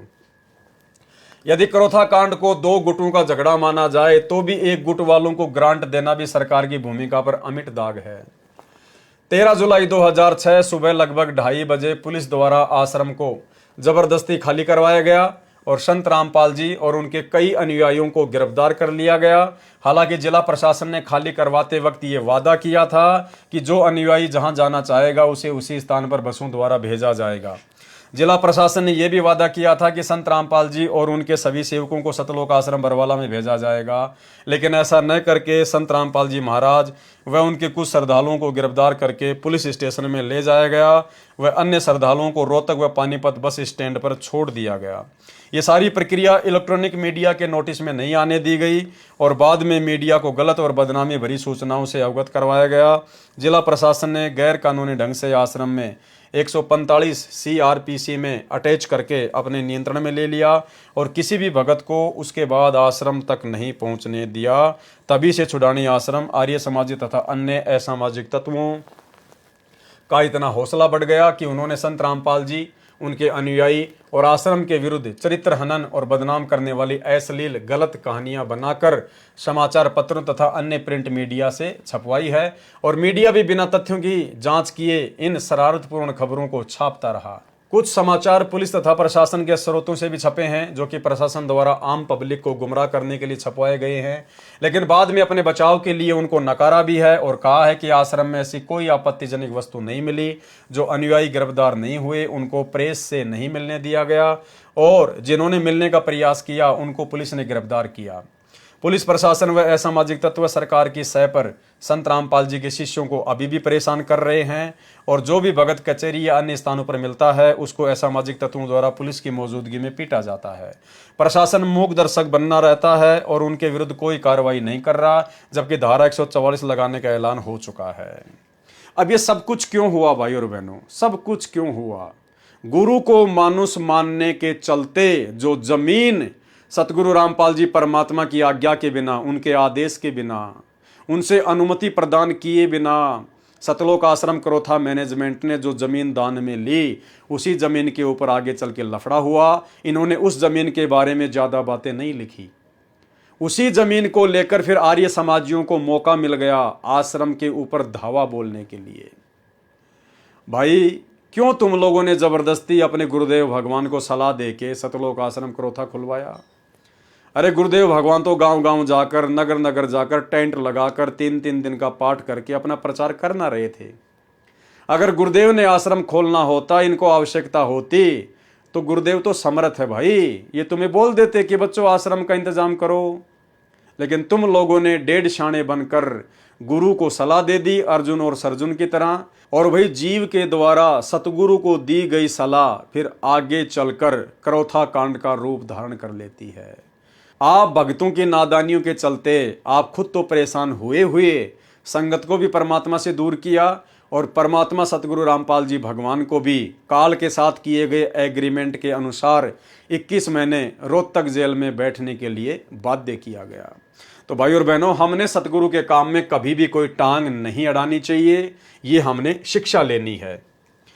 उन 7,50,000 नागरिकों के आंसू पोंछने वाले संत को भी जेल में बंद कर दिया। सच्चाई को जितना दबाया जाता है वह उतने ही अधिक वेग से ऊपर आती है, सांच को आंच नहीं होती। यदि सरकार अब भी संभल जाएगी तो भी कुछ नहीं बिगड़ा है। संत रामपाल जी के विरुद्ध बनाए गए झूठे मुकदमे वापस लिए जाएं तथा जब तक आश्रम वापस प्राप्त नहीं होते हैं तब तक संत रामपाल जी के सत्संगों को पूरी सुरक्षा व्यवस्था सरकार करवाए। देखो फिर से वही गुरु को मानुष मानने वाली गलतियां। कोई शिक्षा नहीं ली जा रही, कोई सबक नहीं लिया जा रहा। बरवाला कांड से भी किसी प्रकार की कोई शिक्षा नहीं ली इन लोगों ने। बरवाला कांड के बाद भी सरकार के आगे भीख मांग रहे हैं, हाथ फैला रहे हैं कि सरकार से अनुरोध है, सरकार से विनती है, संत रामपाल जी के सारे मुकदमे वापस लिए जाएं और संत रामपाल जी जहां भी सत्संग करेंगे तो सुरक्षा की गारंटी सरकार अपने जिम्मेदारी पे ले। अरे सरकार को क्या पड़ी है भाई, संत रामपाल जी को सुरक्षा देगी? संत रामपाल जी का ना कोई राजनीति से लेना देना, ना संत रामपाल जी का किसी भी प्रकार के कोई राजनेताओं से कोई संपर्क है। तो राजनेता क्यों संत रामपाल जी को सुरक्षा देंगे? नालायकों, इतना तो दिमाग लगाओ। और फिर भी करोथा कांड के बाद भी उसी सरकार के आगे हाथ फैलाए जा रहे हैं कि संत रामपाल जी को सुरक्षा दी जाए, संत रामपाल जी को सुरक्षा दी जाए। अरे जो पूरी दुनिया को सुरक्षा दे रहा है, उसकी सुरक्षा के लिए राजनेताओं के आगे भीख मांगी जा रही है। यह होता है गुरु को मानुष मानना। और यह काम भाई और बहनों इन्होंने जमकर बरवाला कांड के बाद भी किया। इन्होंने भारत देश में कोई भी जिला कलेक्ट्रेट का ऑफिस नहीं छोड़ा जहां पर इन्होंने संत रामपाल जी की जमानत के लिए ज्ञापन ना दिया हो। अरे मुकदमा चल रहा हरियाणा में, तुम ज्ञापन दे रहे हो मध्य प्रदेश में, एमपी में, यूपी में। अरे वहां के जिला कलेक्टर को क्या लेना देना है और कौन उनकी मानेगा? लेकिन बेबुद्धि के काम किए इन्होंने, धरने, प्रदर्शन, रैलियां। भगत बेचारे नादान है, गुरु जी का नाम लेके उनको रैलियों में ठोक दिया। आज वहां रैली निकालेंगे, हाथों में दे दिए डंडे और झंडे, धूप में खड़ा कर दिया। संत रामपाल जी महाराज के मुकदमे वापस लो, संत रामपाल जी की जमानत करवाओ। अरे क्या मतलब है? हरियाणा में मुकदमा चल रहा, तुम चिल्ला रहे हो मध्य प्रदेश में, उनको क्या लेना देना? तो ये गुरु को मानुष मानना, और गुरु को मानुष मानने के चलते भाई और बहनों फिर काल क्या करता है? आपका धन बर्बाद करवाएगा, आपका समय बर्बाद करवाएगा और आपकी अनमोल समासें बर्बाद करवाएगा, जो कि सतलोक आश्रम मैनेजमेंट हरियाणा ने करवाने में कोई कसर नहीं छोड़ी। और वर्तमान में भी इनकी वैसी ही गति है, इनमें कोई बदलाव नहीं आया। तो फिर करोथा कांड के बाद में ये लोग सरकार से ही उम्मीद लगा के बैठे हैं, अपने गुरु से कोई उम्मीद नहीं है इनको। संत रामपाल जी के सत्संगों को पूरी सुरक्षा व्यवस्था सरकार करवाए, क्योंकि अब तो सरकार का भी भ्रम समाप्त हो गया होगा कि सतलोक आश्रम में कोई अवैध वस्तु नहीं थी। सर्व संगत की तरफ से पुनर्अनुरोध है कि संत रामपाल जी के सत्संग सार्वजनिक स्थानों पर सरकारी सुरक्षा में करवाए जाएं। ये देखो भाई और बहनों कि संत रामपाल जी के सत्संग सार्वजनिक स्थानों पर सरकार की सुरक्षा में करवाए जाएं। अब इनको सरकार सुरक्षा देगी। अब समर्थ को सरकार की सुरक्षा की आवश्यकता आन पड़ी इन भक्तों के अनुसार। ये है बेबुद्धि के काम। उनको संगत के खर्चे से किया जाएगा। ये कह रहे हैं कि सुरक्षा हमारे को सरकार दे और खर्चा हम देंगे, भाई बहन आपस में मिलके संगत के पैसे से केवल सुरक्षा सरकार करे। अरे फिर सरकार की सुरक्षा की जरूरत क्या है? जब सरकार की सुरक्षा का खर्चा भी तुम ही उठा रहे हो तो ले आओ 150 बंदूकें संगत के पैसे से और बन जाओ तुम कमांडो। क्या दिक्कत है? तुम्हारे को देख के फिर कौन आएगा? ये बेबुद्धि वाला काम भी इन्होंने बरवाला कांड में किया। सैकड़ों हथियार ये लोग बरवाला आश्रम में जमा कर चुके थे। बाहर से भी बंदूक चलाने वाले लेके आए थे ये लोग।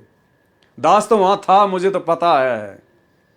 और ये खुद भी सैकड़ों हथियार लेके इधर उधर घूम रहे थे। इनको अपने ऊपर ही विश्वास था, गुरु के ऊपर फिर भी विश्वास नहीं रहा। और उसी प्रकार के बेबुद्धि वाले काम ने बरवाला कांड करवाया। यदि किसी व्यक्ति, आचार्य, महंत, संत या संस्था व पंथ को संत रामपाल जी महाराज द्वारा दिए गए सत्संग या विचारों में आपत्ति है, यदि उन्हें लगता है कि संत रामपाल जी महाराज उनके संत महर्षियों या पंथों के प्रवर्तक के विषय में गलत व्याख्यान कर रहे हैं, तो वे भी लेख प्रतिलेख द्वारा समाधान करा सकते हैं। कानून को हाथ में न लेकर न्यायालय में जा सकते हैं। यदि सरकार संत रामपाल जी के सत्संग करवाने की सुरक्षा व्यवस्था नहीं करती है, क्या लिख रहे हैं भाई बहनों, ध्यान रखना क्या लिख रहे हैं सतलोक आश्रम मैनेजमेंट हरियाणा वाले। यदि सरकार संत रामपाल जी के सत्संग करवाने की सुरक्षा व्यवस्था नहीं करती है तो सरकार की नीयत साफ नहीं है। यदि कोई उपाय नहीं किया गया तो संघर्ष का मार्ग अपनाना पड़ेगा, लड़ाई झगड़ा करना पड़ेगा, हमारे को खुद ही हथियार लेके आने पड़ेंगे। ये देखो फिर वही काम इन्होंने सतलोक आश्रम बरवाड़ा में किया। भक्तों को जबरदस्ती कमांडो बनाया, भक्तों के हाथों में हथियार पकड़ा दिए। यही है वो कारण भाई और बहनों। देख लो इनकी नीयत साफ साफ है। यदि कोई उपाय नहीं किया गया, यदि सरकार ने संत रामपाल जी को सुरक्षा नहीं दी, कौन कह रहा है? सतलोक आश्रम मैनेजमेंट हरियाणा। यदि कोई सरकार की तरफ से उपाय नहीं किया गया तो संघर्ष का मार्ग अपनाना पड़ेगा। इनके कहने का मतलब समझ गए कि हम गुंडे मवाली बनेंगे, फिर हम फिर हथियार खरीद खरीद के लाएंगे और अगर फिर से ऐसी कोई घटना होती है तो आमने सामने ठोकेंगे फिर। और वो इन्होंने पूरा का पूरा काम बरवाला कांड में कर लिया था भाई और बहनों। पूरा का पूरा षड्यंत्र यही था, आमने सामने होके ठोकने ठुकने का षड्यंत्र था, लेकिन समर्थ धरती पर प्रकट था। ये तो मालिक ने दया बख्शी, वरना 6 नहीं कम से कम 600 लोग मरते, 600 लोग। ये है बेबुद्धि के काम। और ऐसी घटनाएं काल क्यों घटित करवाता है? गुरु को मानुष मानने के चलते उन भक्तों के अंदर कुप्रेरणा करके फिर काल आवश्यकता से अधिक मनमानियां करवाता है। और गुरु कुछ नहीं बोलेगा भाई, ये तो सृष्टि रचना में गुरु ने बता दिया कि भाई मेरा तो काल के साथ एग्रीमेंट है कि परमात्मा आप केवल अपना ज्ञान प्रचार करना, आप जबरदस्ती ना करना। जो आपके ज्ञान को समझ के आपकी भक्ति करे केवल उसी को सतलोक लेके जाना, बाकी मेरा भोजन यहीं छोड़ देना। तो ये भगवान अपने वचन का पक्का है, ये अपना वचन नहीं तोड़ सकता, ये जोर जबरदस्ती नहीं कर सकता। फिर आने वाले समय में जो जैसा करेगा वैसा ही अपना भोगेगा। 8 साल से भगोड़े बन के घूमते रहे संत रामपाल जी के परिवार वाले। फिर कभी संत रामपाल जी का कलियुगी बेटा पकड़ा गया, कभी उनका भाई पकड़ा गया, कभी और भगत पकड़े गए, सब कुछ तितर बितर कर दिया इन्होंने। लेकिन ये समर्थ है, परमात्मा है, बंदी छोड़ है धरती पर, इसलिए इनके बच्चे इनकी समर्थता से फिर वापस जुड़ गए, एक हो गए। अन्यथा भाई और बहनों, संत रामपाल जी के मार्ग का तो नामो निशान भी नहीं मिलता। जिस प्रकार से सतलोक आश्रम मैनेजमेंट हरियाणा ने काल प्रेरित होकर गुरु को मानुष मानकर जो मनमानियां सतलोक आश्रम बरवाला में की थी, जिस कारण से इतना बड़ा कांड हुआ। तो भाई और बहनों, हमने शिक्षा लेनी है, शिक्षा। यदि कोई उपाय नहीं किया गया तो संघर्ष का मार्ग अपनाना पड़ेगा। संघर्ष यानी फिर भाई लड़ाई झगड़े का मार्ग अपनाना पड़ेगा। जैसे को तैसा, ईंट का जवाब पत्थर से देना पड़ेगा। हरियाणा सरकार के मुख्यमंत्री जी बड़े मेहरबान हैं। जो व्यक्ति कानून हाथ में लेकर उपद्रव करते हैं, यदि उनको हानि हो जाती है तो लाखों रुपए की ग्रांट दी जाती है। तो ये है भाई और बहनों, गुरु को मानुष मानने के चलते जो गलतियां काल करवाता है, वो गलतियां और उन गलतियों के परिणाम आप जियों के समक्ष इस पवित्र पुस्तक करौथा कांड का रहस्य के अंदर अंकित हैं। सतगुरु रामपाल जी भगवान ने आप और हम सत्सेवकों पर मेहर बख्शी है। परमात्मा ने हमें सद्बुद्धि दी, मालिक ने हमें समय दिया, हमें मौका दिया। आज ये रहस्य, जिन रहस्यों से आज भी 99% संगत अनजान है। करौथा कांड क्यों हुआ, असल वजह क्या है, भक्तों ने क्या क्या गलतियां की, ये सारी वजह से, और बरवाला कांड की गलतियां, इन सभी घटनाओं से संत रामपाल जी की 99% संगत बेचारी अनजान है। और इसी अनजानपने का फायदा गुरुदेव का परिवार उठा रहा है, सतलोक आश्रम मैनेजमेंट हरियाणा उठा रहा है। उसी संगत को, बेचारी को धार्मिक धंधे के लिए मोहरा बना लिया। वर्तमान में जगह जगह सतलोक आश्रम खोल दिए गए मनमानी करते हुए, जैसे करौथा आश्रम खुलवाया था कभी। तो भाई और बहनों, आगे चल के क्या होगा ये भी आपकी आंखों के सामने है।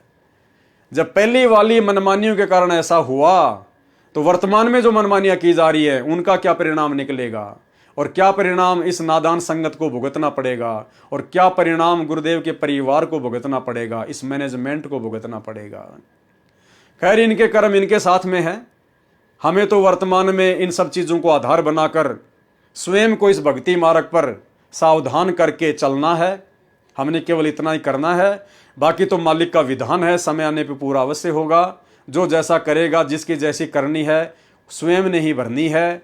हमने उनके विषय में कुछ नहीं कहना है। संगत को जरूर हम सच्चाई से परिचित करवाएंगे, क्योंकि परमात्मा कहते हैं, साचा शब्द कबीर का प्रकट किया जग माही, और जैसे को तैसा कहे सो तो निंदा नहीं। सच को सच कहना, सच्चाई समाज तक पहुंचाना, ये निंदा का काम नहीं, महापरोपकार का काम है। तो भाई और बहनों, हमारी तो विनती है, आप जितने भी भाई बहन इन आश्रमों से जुड़े हुए हैं गुरुदेव भगवान की गैर हाजिरी में, सभी लोग सात संगति की वीडियो देखना शुरू करो। और सात संगति की वीडियो देखने के लिए फेसबुक पर जाइए, सर्च कीजिए पवन दास इज लाइव। अगर समझ सको तो समझ लेना, अपनी भक्ति मर्यादाओं को बचा सको तो बचा लेना। बाकी परमात्मा का काल के साथ एग्रीमेंट है, परमात्मा जबरदस्ती नहीं करेगा। ज्ञान देने में, समझाने में परमात्मा ने कोई कमी छोड़ी नहीं है। बाकी भैया, हम गधे नहीं हैं, इंसान हैं, थोड़ा बहुत तो हमने भी समझना पड़ेगा। तो आज के इस वीडियो में केवल इतना ही। गुरुदेव भगवान हम सभी को आशीर्वाद दें, इजाजत दें। कल रात्रि 9 बजे गुरुदेव आशीर्वाद देंगे, फिर से आप सभी के सामने आएंगे और तमाम घटनाओं के ऊपर फिर से चर्चा करेंगे। बंदी छोड़ सतगुरु रामपाल जी भगवान की जय हो।